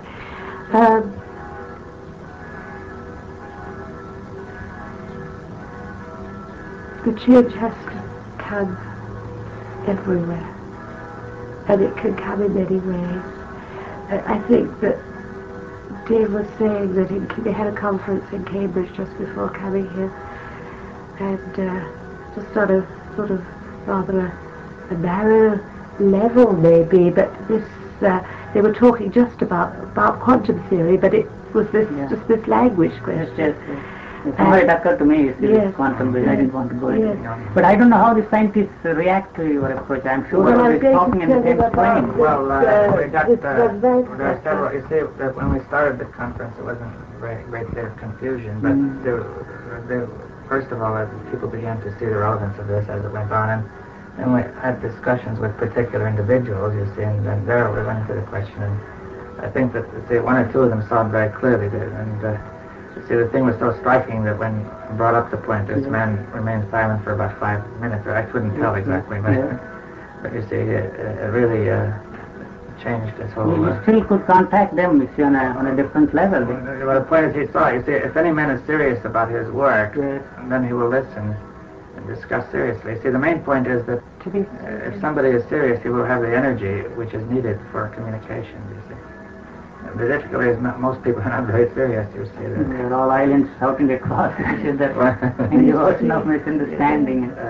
And just here where perhaps one should be serious, there is so much going on, you know,